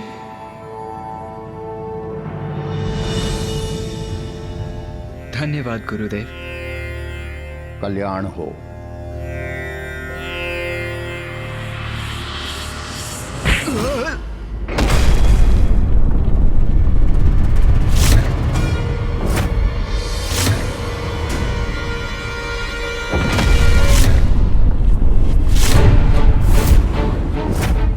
क्या हुआ गुरुदेव? आपने ही तो कहा था कि मैं प्रस्थान कर सकता हूं। गुरुदेव ने ऐसा क्यों किया? मैं समझा नहीं, किंतु उनके आदेश का पालन करना मेरा कर्तव्य है।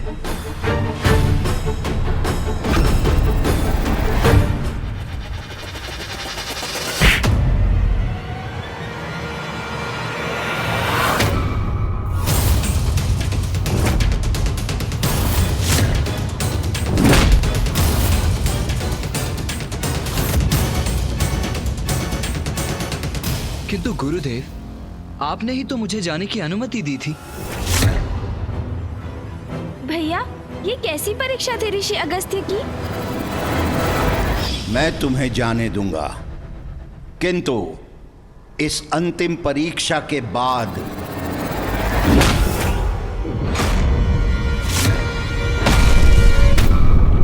परीक्षा ले रहे हैं गुरुवर? तो उसमें भी अवश्य सफल होऊंगा मैं।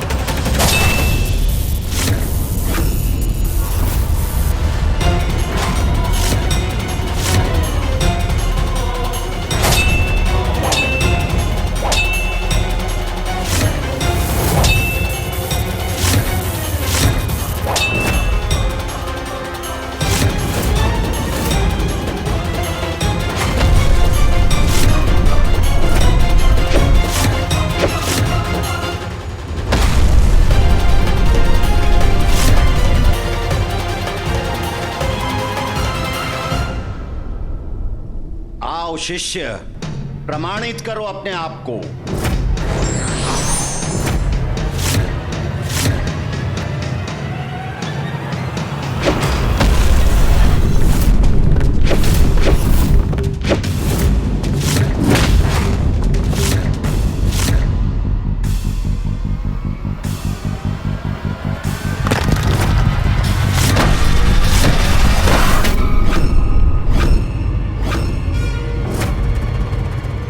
के मध्य सिंहासन कहां से प्रस्तुत हुआ?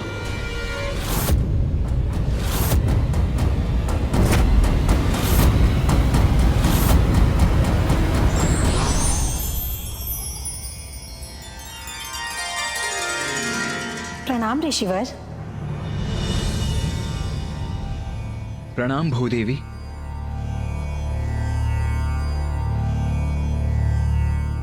ऋषिवर, मैं गुरु और शिष्य के मध्य हस्तक्षेप नहीं करना चाहती थी, किंतु आपको इस प्रकार गिरते हुए भी नहीं देख सकी, इसलिए मैंने आपके लिए सिंहासन प्रस्तुत किया।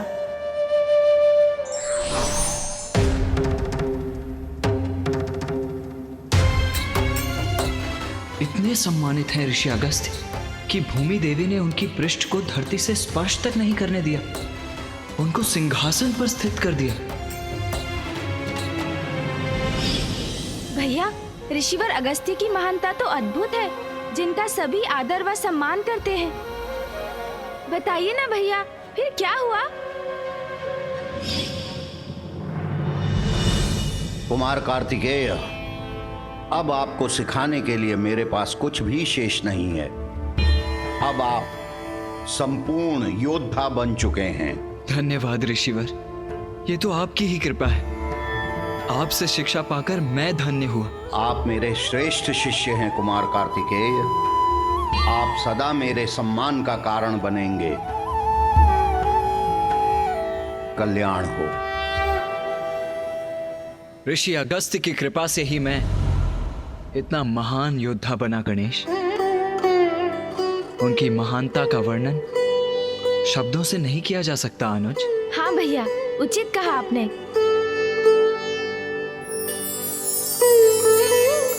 प्रणाम गुरुदेव। भैया ने जिस प्रकार बखान किया सत्य है, असाधारण है ऋषिवर अगस्त्य। मैं महादेव को क्रोधाग्नि के प्रति अपनी आशंका व्यक्त करने की प्रतीक्षा कर रहा हूँ, किंतु सभी ऋषि अगस्त्य की कथा में इतने लीन हैं कि मैं कैसे प्रारंभ करूं?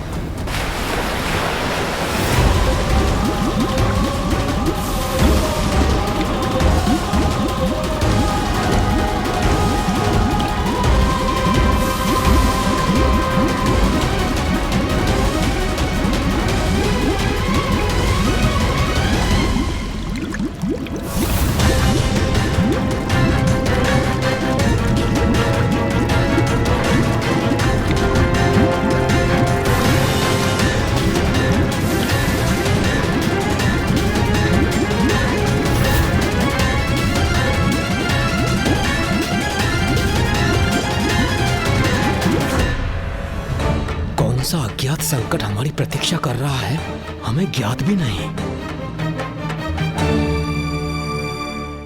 किंतु पिताश्री, यदि ऋषिवर अगस्त्य नदी को अपने कमंडल से बाहर नहीं आने दे रहे हैं, तो क्या हमारे पास कोई और उपाय नहीं है?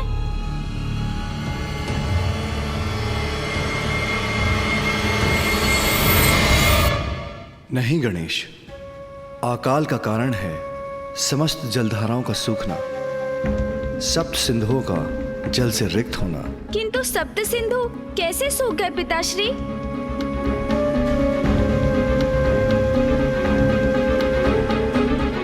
ऋषि अगस्त्य ने सप्त सिंधुओं का जलपान कर लिया।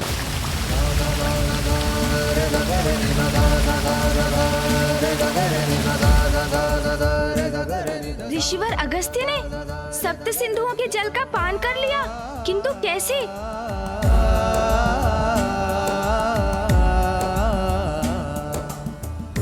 हाँ गणेश जी, हुआ ऐसा कि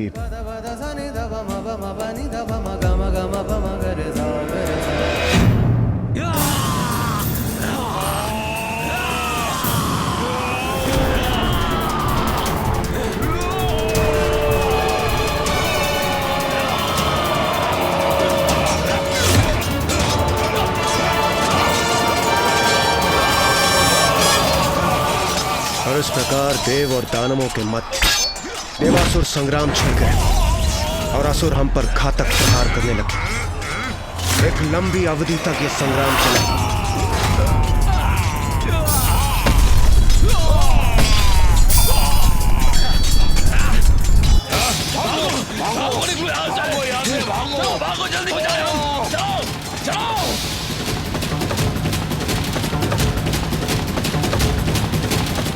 पीछा करो, नष्ट कर दो इन असुरों को। भागो, कूदो समुद्र में। और अंततः जब हम असुरों पर भारी पड़ने लगे तो सभी असुर समुद्र के भीतर कंदराओं में जाकर छिपने लगे।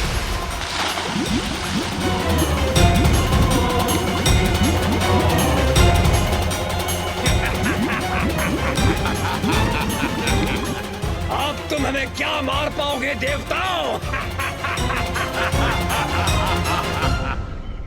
तब सभी देवताओं ने ऋषि अगस्त्य से समुद्र को जल से रिक्त करने की प्रार्थना की।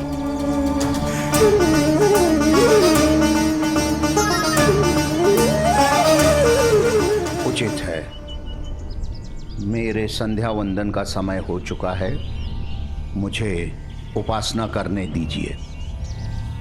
उन्होंने हमारी प्रार्थना स्वीकार की और केशवाय स्वाहा।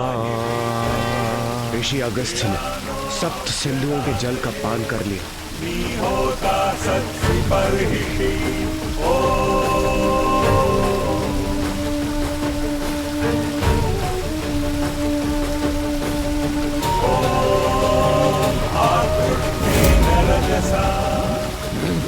ये क्या? जल का स्तर कैसे कम हो रहा है? हाँ?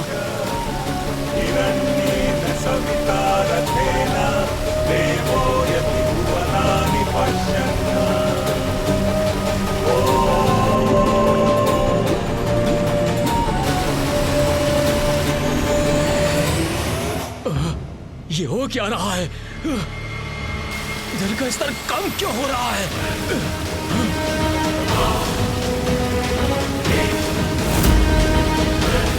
अरे सागर का जल कहां जा रहा है? ये क्या हो रहा है? इस प्रकार जलहीन हो गया सागर तो हमारा विनाश संभव हो जाएगा। हम क्या करें अब?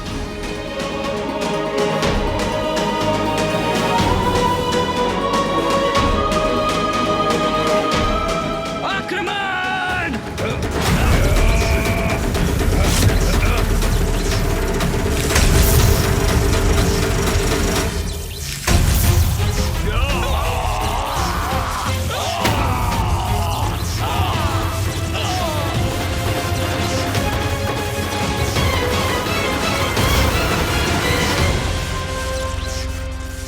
हमारे अस्त्रों की उष्णता से समुद्र के बाहर की भूमि, नदियां, जलाशय सभी सूख रहे थे।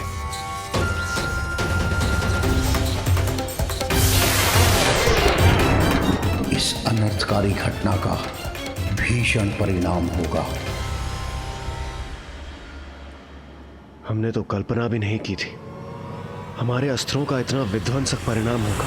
किंतु इंद्रदेव, ऋषि अगस्त्य ने समुद्र के जल का पान कर लिया तो समुद्र में जल लौटा कैसे?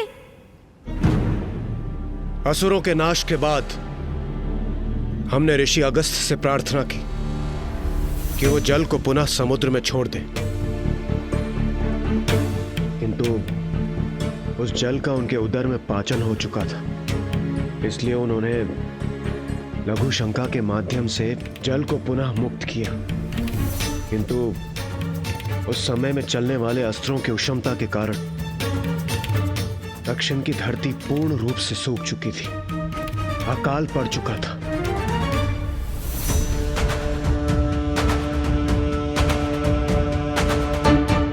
और उस अकाल से मुक्ति पाने की चिंता में ऋषि अगस्त्य पूर्ण रूप से डूब चुके थे।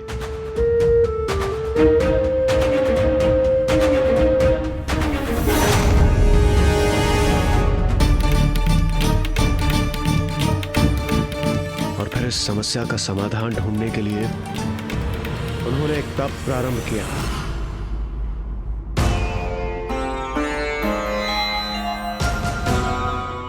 नारायण, ब्रह्मदेव, महादेव, आप शीघ्र यहां जल भेजिए। जब तक दक्षिण का यह काल समाप्त नहीं हो जाता, मैं जल की एक बूंद का भी सेवन नहीं करूंगा।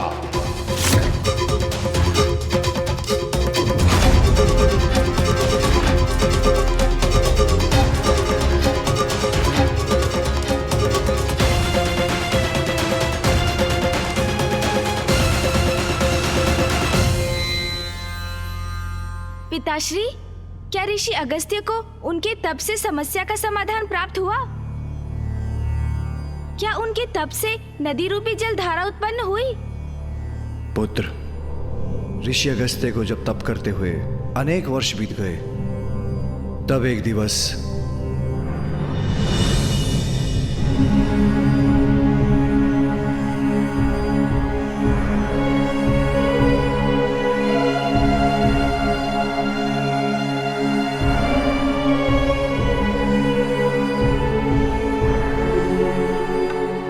पुत्र अगस्त्य,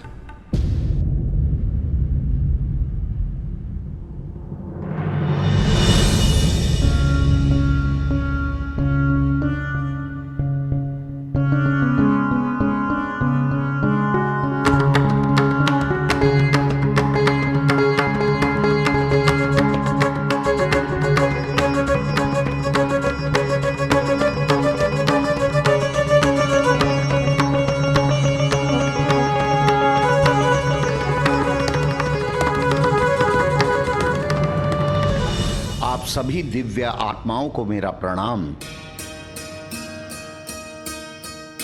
किंतु मैं आपको नहीं पहचानता। कृपया अपना परिचय देने की कृपा करें। कौन हैं आप? हम तुम्हारे पूर्वज हैं अगस्त्य, और पितृलोक से आए हैं। ऋषि अगस्त्य के पूर्वज उनके पास एक अनुरोध लेकर आए। पुत्र, हम सभी का स्वर्गलोक में प्रवेश निषेध हो गया है। ये कैसे संभव है? आप सभी ने अपने समस्त जीवन सत्कर्म किए, धर्मनिष्ठ और पवित्र जीवन यापन किया। उसके पश्चात भी स्वर्गलोक में प्रवेश की अनुमति कैसे नहीं है आपको? उसके पीछे हमारे नहीं, तुम्हारे कर्म हैं। मेरे कर्म?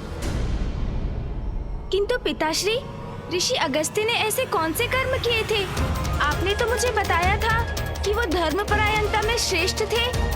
फिर उन्होंने ऐसा क्या दुष्कर्म किया जिसके कारण उनके पूर्वजों को कष्ट सहना पड़ रहा था?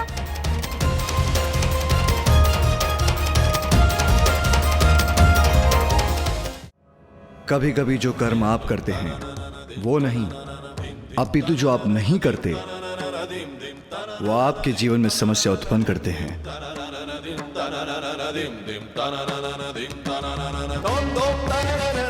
ऐसा कौन सा कर्म हो सकता है कि जिसके ना करने का इतना बड़ा दंड हो?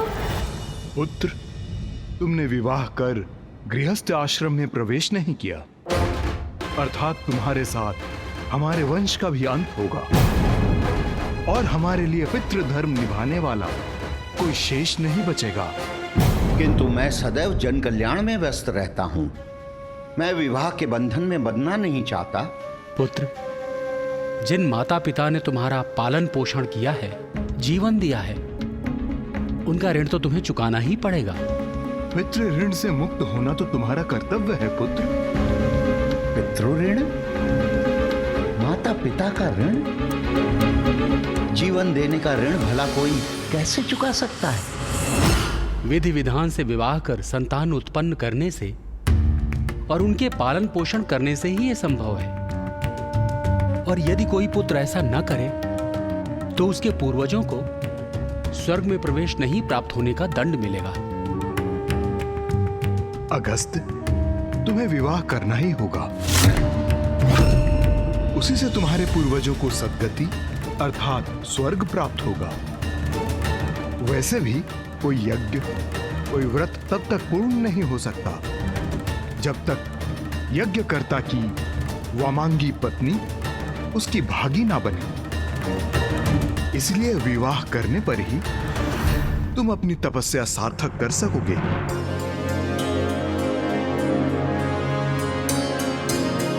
और तुम्हारे विवाह से ही दक्षिण का अकाल भी दूर होगा।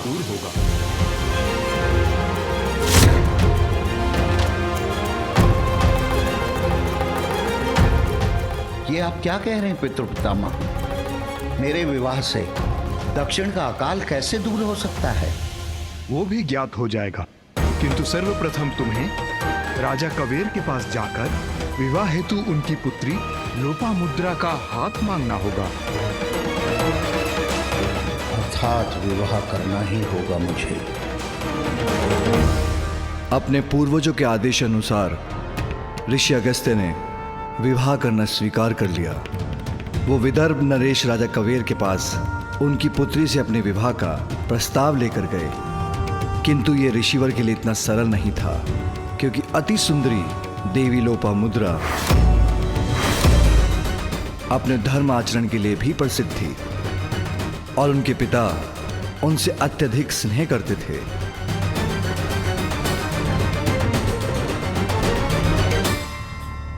मैं समझा नहीं, किसी भी कन्या के लिए सुयोग्य वर थे ऋषि अगस्त्य, तो फिर इसमें कैसी कठिनाई थी?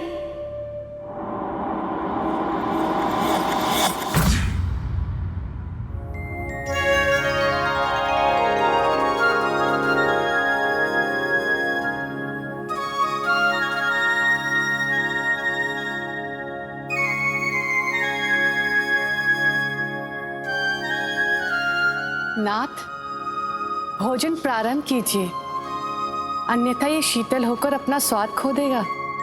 महारानी, आप भली भांति जानती हैं, जब हमारी प्रिय पुत्री अपने हाथों से हमें भोजन कराती है, हम तभी भोजन करते हैं।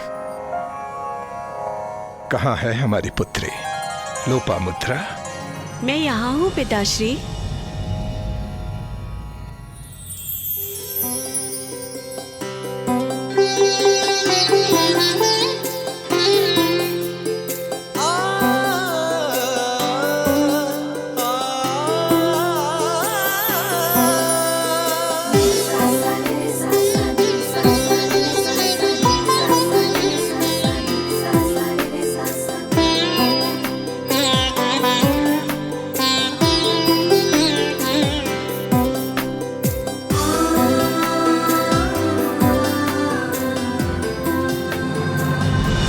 क्षमा कीजिए पिताश्री, भगवान नारायण के पूजन में मुझे थोड़ा सा विलंब हो गया।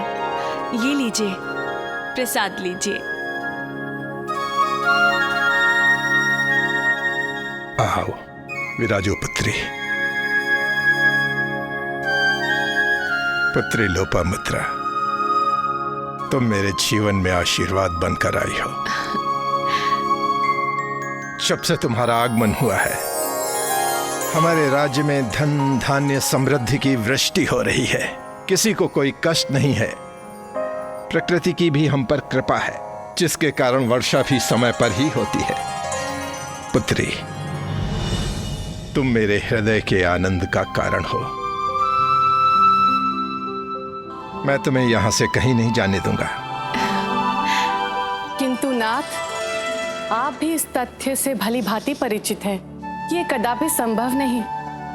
पुत्री तो पराया धन होती है और एक ना एक दिवस उसका विवाह संभव है और फिर वो यहाँ से चली जाएगी।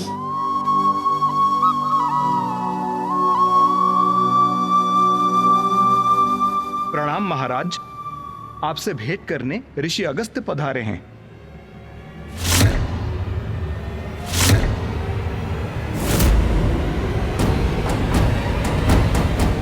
ऋषि अगस्त्य, हमसे क्या चाहते हैं ऋषिवर?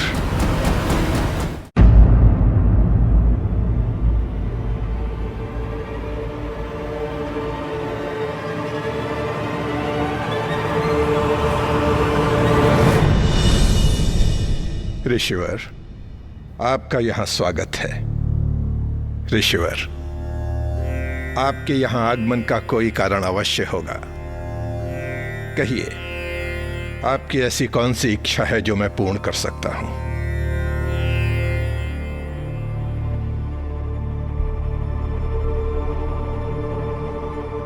महाराज कावेर, मैं आपकी पुत्री के साथ विवाह का इच्छुक हूं।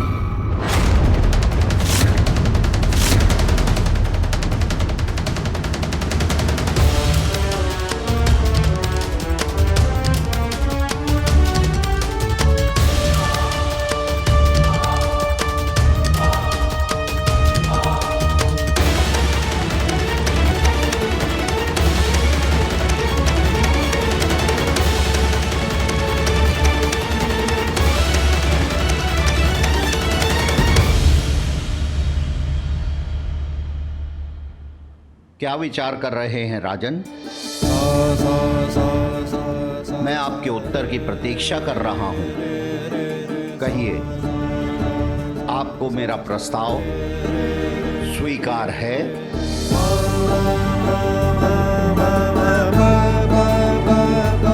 कैसे कहूं? आप जो कहना चाहते हैं निसंकोच होकर कहिए राजन। क्षमा कीजिए ऋषिवर, आप एक पिता की दुविधा और स्थिति समझ सकते हैं। ऋषिवर, मैं आपका प्रस्ताव स्वीकार नहीं कर सकता। नहीं कर सकता ऋषिवर।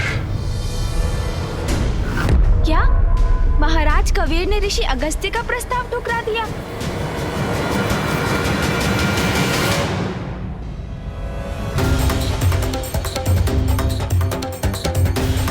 किंतु क्यों पिताश्री?